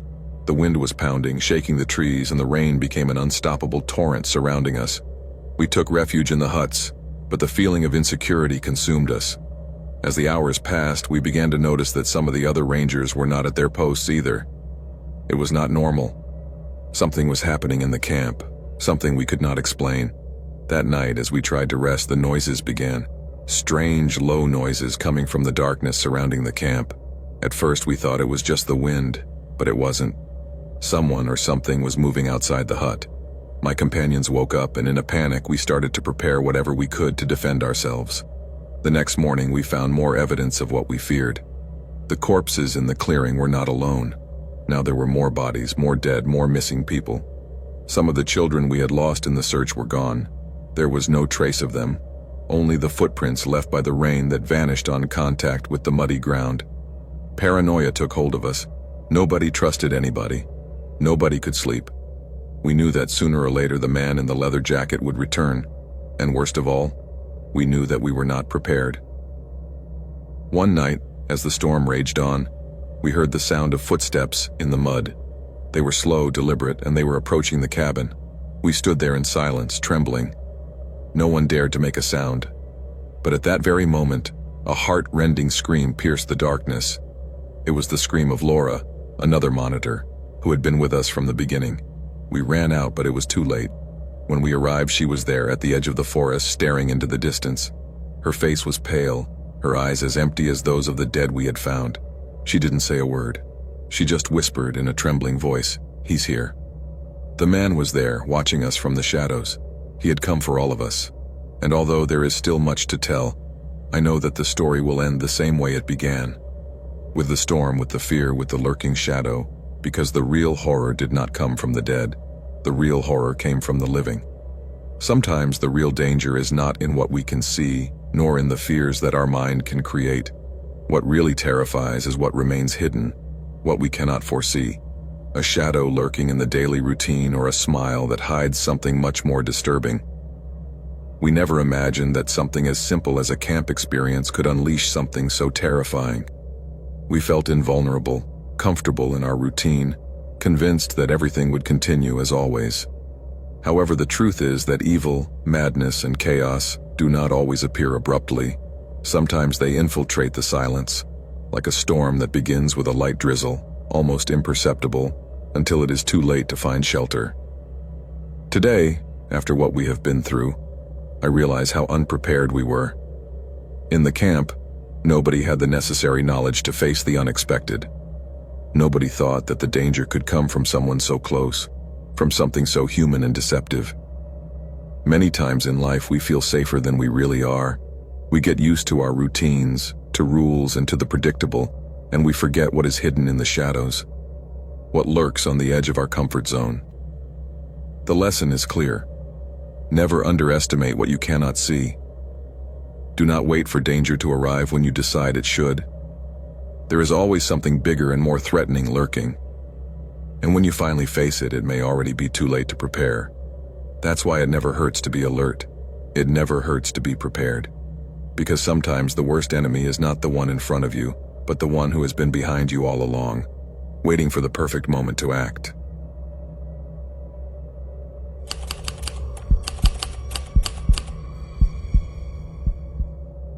The night began like any other night in which a group of friends get together to escape the routine, to forget their worries and have a laugh. It had rained all day, and now, under the dark cover of the night sky, the city streets looked empty, reflecting the light of the street lamps on the puddles. I didn't like driving in the rain, but I didn't want to be the one left at home either. We met at Diego's house, a secluded place with a small garden where the sound of raindrops hitting the roof provided an almost gloomy atmosphere. The group consisted of 5 people: me, Diego, Ernesto, Myra, and Javier. Of the 5, I had always been the most skeptical. I didn't believe in superstitions or in weird stories about the occult or the strange.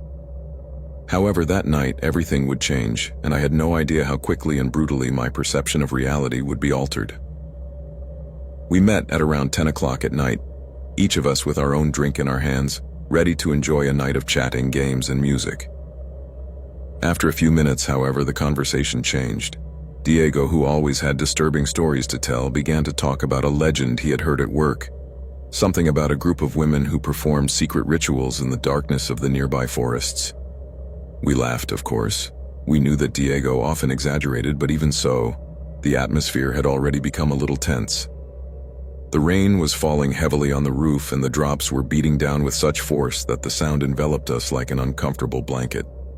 "It's not just a legend," said Diego with a somewhat strange smile. "I've heard that there's a place in the forest, not far from here, where some people have disappeared." Ernesto, who never missed an opportunity to challenge others, made fun of him. "What do you say we go to the forest tonight?" "I don't know, maybe we'll run into that group that's supposed to eat men." There was general laughter, but a strange feeling began to run down my spine. Something in the rain and the tense atmosphere of the night made me feel uncomfortable. However, I tried to ignore it. We were at Diego's house, safe, laughing, drinking, nothing out of the ordinary. After a while, when the alcohol was already starting to take effect, Mayra made a proposal that none of us had seen coming. "I think we should go to that forest, to the place where they say these things happen.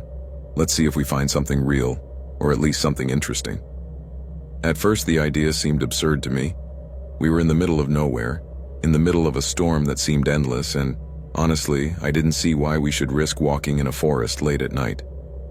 However, everyone got excited about the idea, and in the end, it ended up being a kind of challenge. Mayra, as always, led the conversation with her bold and provocative attitude, while the rest of us let ourselves be carried away, driven by alcohol and an inexplicable desire to prove that we were braver than the stories Diego told us. The path to the forest was short, but when we arrived, I immediately felt uncomfortable. The air was thick and humid. The rain was now so strong that it seemed like a curtain covering everything. In that moment, I felt my instincts screaming at me to leave, but I couldn't back down. I didn't want to be the one to break the group's spirit of adventure. We walked in silence along the soaked path. The trees rose up around us like shadows watching us. There was nothing but the rain, the rustling of the branches, and the distant thunder. It didn't take us long to reach a clearing in the forest, where a circle of stones was arranged on the ground, surrounded by fallen branches and dry leaves.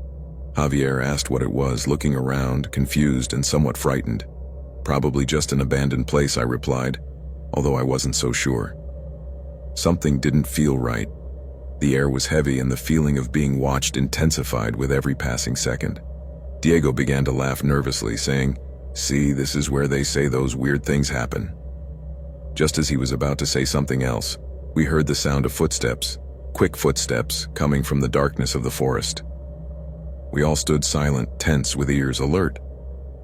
Then, from among the trees, 3 women emerged. They were all dressed in dark clothes with capes that fluttered in the thunder like ghosts in the gloom. They didn't look lost or scared. They moved with an eerie calm, and their eyes, shining in the light of the flashlights, stared at us. One of them, the one in the center, came forward and looked at us with a smile that was not at all friendly. "What are you doing here?" she asked in a soft but firm voice, as if it were a rhetorical question. Mara, who seemed braver than ever, stepped forward with a defiant smile. Just exploring, looking for something interesting. The women were silent for a moment, and then the woman in the center said to us, "This is no place for the curious. This is a place only for those who are meant to be here." That sentence sent a shiver down my spine. I couldn't help but look at the others, but no one seemed to want to back down. Something in the woman's words made me feel as if we were already caught up in something, as if destiny had dragged us there without us knowing it. Ernesto asked her what she wanted from us, clearly somewhat nervously. The woman smiled a little more, but her smile now had a more distant, almost threatening air. Nothing now, that we didn't need to do anything, that we were already there. Suddenly, the air seemed to become denser, as if an invisible pressure was upon us.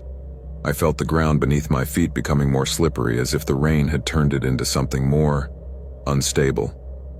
But worst of all was the feeling that these women knew more about us than we knew about them. Without warning, the women moved quickly, surrounding us in a circle. They didn't seem rushed, but the fact that they moved like shadows without making a sound made fear start to rise up my spine. The woman in the center said, "Listen to me carefully," as she approached me with terrifying calm. "You are here because you are part of us, not because you have chosen to be. There is no way to leave now." My heart began to beat fast. I wanted to move, but my feet were paralyzed. It was as if the ground itself were trapping me. At that moment, one of the nearby trees cracked loudly and lightning illuminated the entire clearing. The women, who until that moment had seemed calm, began to move with unnatural speed. One of them approached Mara, who screamed and tried to run, but the others quickly stopped her. The three women held her tightly, and Mara's expression changed from surprise to terror. I shouted at them to let her go, but my voice was weak, broken by fear. The woman in front of me smiled with a calm that made my blood run cold. "Nothing you say matters now, it's already too late." At that moment, I understood that this was not a simple game or a macabre joke. We were in the middle of something very dark, something we could neither understand nor control. Time seemed to have stopped. Myra struggled in vain. The rest of us watched in paralysis, unable to move. The sound of the rain on the trees joined that of my heartbeat, but it didn't matter anymore. The storm was nothing compared to what had begun.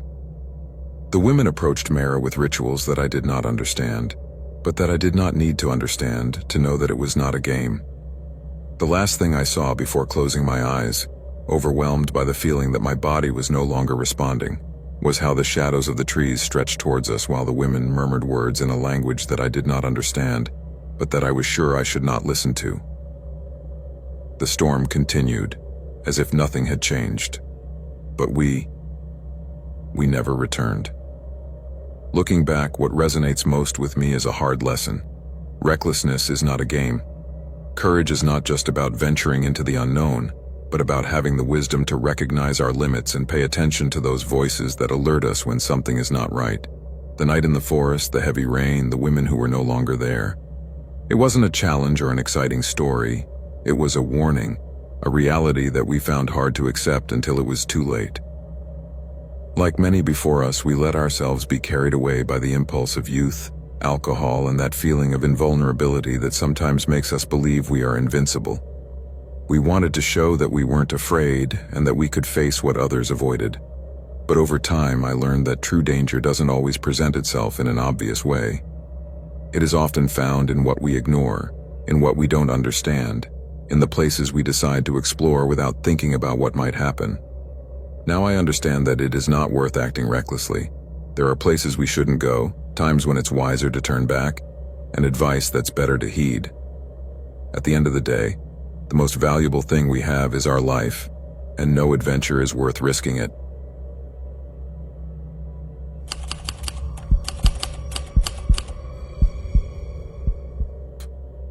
The rain pounded against the window with such force that the sound was almost deafening, as if the whole sky had decided to empty itself over the city.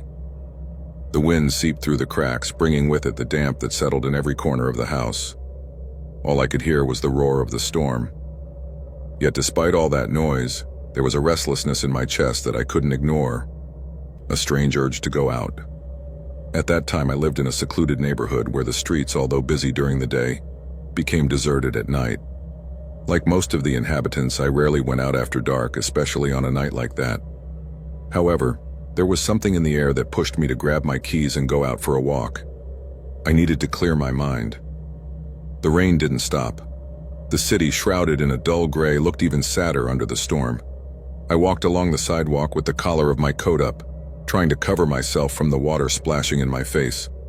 My footsteps echoed in the solitude, accompanied only by the sound of thunder. I passed in front of the small square that was always empty at that time of day, and that was when I saw her. At first, I thought it was an illusion caused by the rain, a blurred figure disappearing into the fog. But as I got closer, I could clearly make out a girl about 10 or 12 years old standing under a tree, hugging herself as if trying not to succumb to the cold. Her eyes were fixed on the ground, not looking at anyone. She made no sound, just stood there, motionless. My first impulse was to approach her and offer her help. Isn't it strange to see someone so young on a deserted street at that time of night? And even more so in the middle of a storm like the one that was falling that night.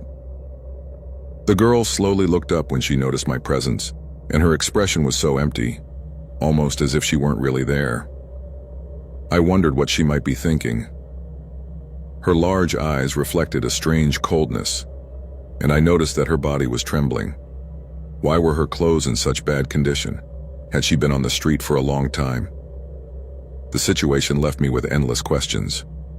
Something in her gaze and her disturbing smile made me feel that something wasn't right, but I decided to ignore the feeling and approach. Suddenly, a shadow moved in the distance, causing me to tense up. The girl kept that strange smile, as if she were waiting for something. At that moment, a tall man appeared behind her, wrapped in a long coat that made him look even more intimidating in the middle of the storm. I didn't realize he was there until his low, calm voice, full of authority, broke the silence. What a surprise. I was completely taken aback. I couldn't believe that I was face to face with someone in that deserted street. The man, with his face half hidden under a hood, had such a cold expression that he almost seemed otherworldly. His penetrating and analytical gaze seemed to be evaluating something in me. What was going on here? The situation was getting stranger and stranger. Although part of me wanted to take a step back, there was something that kept me there, trapped in this story. And the girl, who at first seemed so vulnerable, now became even more disconcerting with the presence of that stranger. What was going to happen? When I tried to apologize and turn around, oh, what a surprise. The man raised a hand as if he had a special power to stop me. He gestured to me with a coldness that puzzled me, suggesting that it would be best for me to be on my way if I didn't want complications. His tone was so clear that I could almost feel the pressure in the air. There wouldn't be a second chance to ask. Then I looked at the girl one last time, and what do you know, she didn't seem scared at all. Her smile, although a little strange, now had an air of satisfaction, as if she was really enjoying what was happening. What was going on here? So much mystery in a single moment. Just as I decided to turn around, I felt a hand clutch my shoulder tightly. The tug was so abrupt that I almost fell to the ground. The man approached, holding me tightly, and in a cold whisper in my ear, he told me that they knew what I was thinking, what I was doing, and that there was no escape for me. The pressure on my shoulder increased, and before I could react, he pushed me towards the sidewalk, making me fall. I tried to get up, but the pain in my leg prevented me. From the ground, I watched the girl approach slowly with a chilling decision in her step. The man was watching her from behind, and something in his expression made it clear to me that she was not a victim, but a key player in all this. What a disturbing discovery. The realization left me perplexed. This was not just any criminal, a robbery, a common kidnapping. No, nothing like that. They were hunting me like an animal. And most disconcerting of all, the girl was not the victim, she was the bait. A cunning decoy designed to lure in the unwary like me, those who stopped to offer their help. It was at that moment, with growing terror, that I began to understand that she was part of something much darker and more sinister. What could she really be up to? The man leaned towards me, his face almost level with mine, and whispered in a cold voice that this was a business deal and that I had just become part of it. Now I had only two options, to collaborate or suffer the consequences. I tried to think of a way out of there, but my mind was clouded by fear and confusion. The girl, seeing my desperation, took a step forward. Her face, now devoid of any emotion, seemed unaware of what was happening. I was there, like a pawn in a much bigger game. And then I understood clearly what was happening. The man didn't see me as a person, but as a resource, something that could be used. And the girl, She was just another tool in a perverse system that fed on the desperation and trust of others.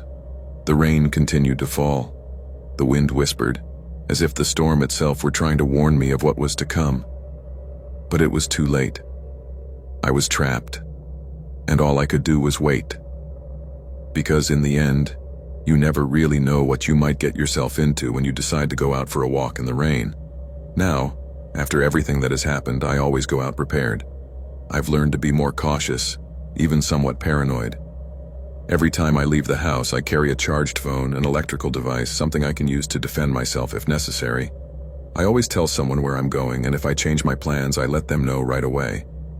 It's not that I think this will protect me from everything, but at least I feel like I have some control over my life. Experience has taught me that you never know what might come up along the way. Sometimes people seem harmless, but that can change quickly. You can find yourself in a dangerous situation without warning, just because you made the wrong decision at the wrong time. The city, the storm, the girl, everything seems so distant now, but the fear is still there. The most important lesson I learned that night was that you can't rely solely on the goodwill of others. In a world where the unexpected is always lurking, the best we can do is be ready for the worst.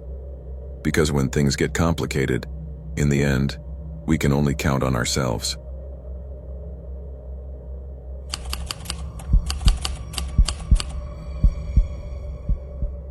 I never thought that an ordinary night after work could change my life. Everything seemed normal that Wednesday. The rain had been falling incessantly since the afternoon, like a curtain of water that didn't let you see more than a few meters ahead. All I wanted to do was get home, take a hot shower, and rest. It had been a long and exhausting day. I was in the final stage of an important project at the office, and my mind kept going over the details, the deadlines, and the decisions I had to make. I left the building at 12:45 p.m. The clock on my phone indicated that, as usual, I had worked late. The area where my office was located was quiet, even at night, and I rarely ran into anyone on the street. There was only one thing on my mind: getting home. I had parked my car several blocks away, so the walk there was a long one, but without any mishaps. Or so I thought. The wind was blowing hard, dragging the water from the puddles and making my jacket stick to my body, but nothing out of the ordinary. There was little light, only the street lamps and the lights of nearby buildings. As I walked, my thoughts became entangled between the tension of the day and the monotony of the night. But then a noise behind me made me stop dead in my tracks. It was a footstep, a solid, firm footstep, as if someone was walking right behind me at the same pace. I turned around suddenly, but I saw nothing. There was only darkness in the empty street and the shine of the puddles reflecting the lights of the buildings. I continued walking, but my instinct told me that something wasn't right. I quickened my pace, trying to convince myself that it was just my mind playing tricks. But the footsteps behind me kept the same rhythm. My breathing quickened. I tried not to pay attention to it, but the feeling that someone was watching me grew stronger. I turned around again, this time more quickly, and just then I saw a man. He was tall, wearing a black coat and a cap that covered part of his face. He was about 10 meters away, but his gaze was so fixed, so penetrating, that a chill ran down my spine. I tried to smile, to relax, but my body was already tense, as if I knew something was about to happen. The man didn't move, he just watched me. His expression was difficult to read, but his eyes were cold, empty, as if there was nothing beyond them. I asked him, "Is something wrong?" Although I knew it would be best to keep walking without looking back. He didn't say anything, but I felt him getting a little closer. I quickened my pace, almost started jogging, and with each stride I could hear the echo of his footsteps behind me. I couldn't tell if he was intentionally following me or if he just happened to be going in the same direction. But the lack of response and the silence, except for the sound of the rain, filled me with a growing uneasiness. I decided to change direction, looking for a busier street, although at that time of night the chances of finding someone were minimal. However, every time I turned, the man turned too. His steps followed the same pattern. I didn't see him running or hurrying, but he was getting closer. My mind began to imagine the worst. Did he want to rob me? Or something worse? The question hung in my head like a hammer constantly striking. I looked around, looking for somewhere I could take refuge, but the streets were empty. I had nowhere to run. The only sound was the rain lashing against the pavement and the rhythm of my ever faster steps. In a desperate impulse, I decided to run. Without thinking about the consequences, I threw myself forward, and the echo of my own footsteps mixed with those of the man who was still behind me. He was too close. Was I chasing him? Or was he simply enjoying the fear I could see in my eyes? I ran until I reached a corner, where the nearest building had an entrance closed off with a metal gate. Without thinking, I slipped into the adjacent street, hoping to lose him in the shadows. But the man just kept following me. I felt like he was only a few meters away. My breathing was heavy, almost painful, and fear clouded my thoughts. I wasn't thinking clearly anymore. I turned another corner, and this time when I turned, something changed in my head. I thought about what I had always been told. Never go into dead ends. Always look for a place where there are people. But it was too late. The street was empty and there was no one around to hear me if I screamed. The man stopped a few meters away from me. I could see his face more clearly now, although his gaze remained just as cold. The distance between us was minimal. His breathing had also quickened. But the strange thing was that he didn't seem to be looking for a fight, just watching me. I asked him, "What do you want?" with a trembling voice. It was the only thing I could get out of my throat. He didn't reply. Instead, he took a step towards me. One, then another. It was a slow, measured step, but he wasn't losing control. My mind went into panic mode. If I didn't do something now, there was no way to escape. Suddenly, an idea crossed my mind. It was risky, but I had no other option. As he took another step towards me, I quickly crouched down, and with all my strength, I ran to his left, dodging his path. The sound of his footsteps faded for a moment. Then as he turned again, I saw something that gave me a glimmer of hope. The light of an open shop ahead. A small convenience store with the lights on. I ran towards it as fast as I could. At that moment, I forgot about everything. All I could think about was escaping. As I did so, I looked back and saw the man stop in the middle of the street, watching me unhurriedly, as if he already knew that I wouldn't be able to catch up with him. I went into the shop, and the owner, an old man with thick glasses, looked at me in surprise. I said nothing. I just tried to calm my breathing. My hands were shaking. I quickly nodded towards the street, and he, without saying a word, closed the door behind me. The sound of footsteps stopped immediately. I stood there motionless, waiting for it all to be over. The shop was lit up, and for the first time that night, I was able to breathe easily. However, as I looked out of the window at the empty street, a strange feeling came over me. I wasn't completely safe. Something told me that the man had never left, that he was somehow watching me from the shadows, waiting for the right moment to try again. I remember not being able to sleep that night. I spent hours thinking about everything that had happened, about how I had managed to escape by pure luck. But the scariest thing wasn't how close he came to catching me. The worst thing was what I felt when I saw his fixed stare. That feeling, as if he were evaluating me, as if it had all been part of a game for him. From that night on, I never went out again without my phone fully charged, without looking over my shoulder, without making sure that someone knew my whereabouts. I became more cautious, not because I wanted to live in fear, but because I understood that sometimes danger doesn't find you by accident. Sometimes it seeks you out, and when it does, there isn't always a second warning.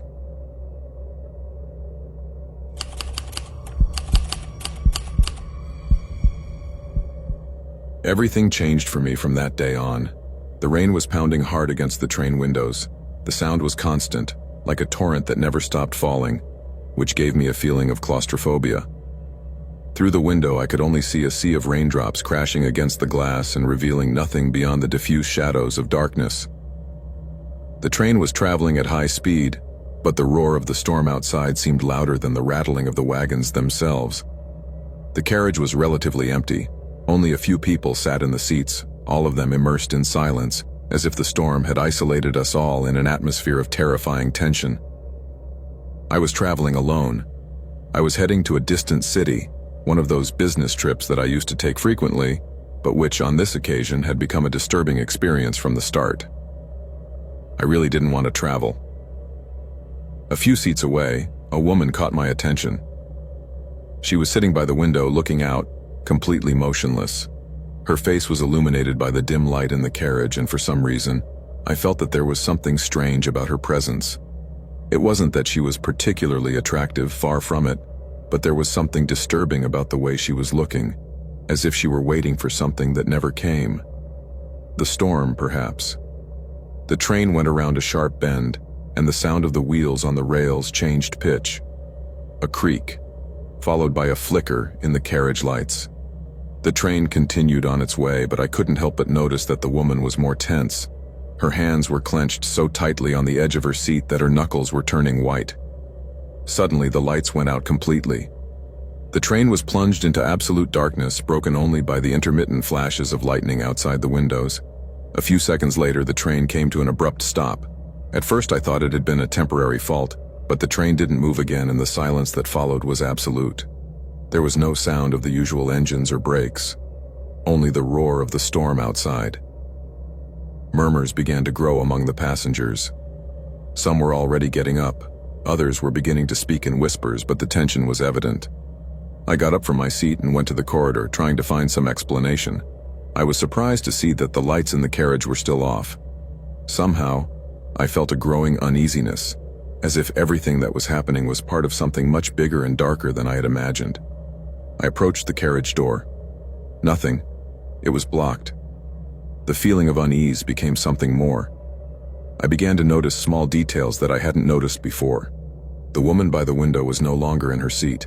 The storm was still raging outside, but there seemed to be no sound of the other passengers.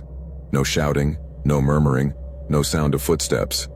I walked to the end of the carriage where I found one of the train staff, a young man no more than 20 years old. He was crouching by the connecting door, his face pale and his hands trembling. His gaze fixed on me conveyed a mixture of bewilderment and fear. The atmosphere on the train was suffocating, as if the air became denser with every second of uncertainty. Claustrophobia began to overcome me. The train was still stopped without explanation, and the lack of response from the cabin made the situation seem even more desperate. Isn't it curious how darkness can envelop a carriage almost completely, only interrupted by the unpredictable flashes of lightning? Every time the light flashed, I found myself wondering if everything was all right.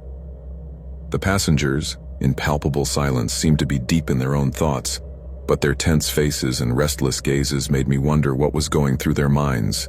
And then, suddenly, what was that sound? Soft footsteps resonated in the distance with such a strange cadence, almost as if someone were dragging their feet. Who could it be? And what story was hidden in that darkness? I returned to my seat, feeling slightly dizzy and with an anxiety that seemed to grow by the second. What would happen if we really were trapped on this motionless train, surrounded by strangers in the middle of such a fierce storm? The idea made my nerves jangle. The wind was pounding against the train's metal walls, and I could feel the structure vibrating under the constant assault of the storm. And suddenly a scream broke the silence. A man in his 50s, who until that moment had remained calm, jumped up and ran towards the exit door. What had he seen? His expression was one of pure terror, his eyes wide and his face contorted as he banged on the door with palpable desperation. What had caused such an extreme reaction in him? That outburst of panic began to affect other passengers. Some got up, moving between fear and confusion, looking around as if trying to find something in the darkness that would explain what was happening. I got up again, driven by restlessness, and went to the back of the carriage, where the woman by the window had started talking in a low voice to the young train employee. Although I couldn't hear what they were saying, they were standing in a strange, tense position as if they were both waiting for something or someone. The situation gave me a bad feeling.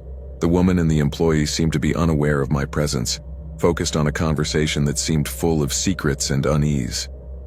The scene filled me with an unsettling foreboding, a silent warning that something was out of place. Both remained silent. It was as if they hadn't heard me, but the woman finally looked at me. Her face was expressionless, and for a moment it seemed to me that there was something in her gaze that I didn't understand, something that didn't belong in this world. Before I could say anything else, the train was shaken by a loud bang. Instant fear. A heart-rending scream echoed through the carriage. The man from earlier, the one who had started banging on the door, was no longer there. He had disappeared. All that remained was a bloodstain on the floor and a trail disappearing into the darkness of the corridors. People started to scream, pushing each other, looking for a way out, trying to make sense of what was happening. but everything was becoming increasingly confusing. The young train employee ran to the cabin looking for help, but before he could get there, the door of the carriage slammed violently shut behind him, trapping him outside. Panic broke out. Nobody knew what to do, and the desperation was palpable. I moved away a little, trying to calm down, but the atmosphere was charged with something I couldn't identify. The woman at the window was gone, and the carriage emptied quickly, everyone scattering in all directions looking for answers but only finding more questions. And then, a second, much stronger blow shook the train. In that moment, I understood something I didn't want to know. We weren't stuck in the middle of a tunnel without explanation. We were being watched, yes, and the train wasn't empty, far from it. Something or someone, a man or maybe several, was stalking us. And if we didn't find a way out, there would be nothing left but corpses, one by one, as the storm swallowed us up. Sometimes life presents us with situations that make us question what we thought we had clear.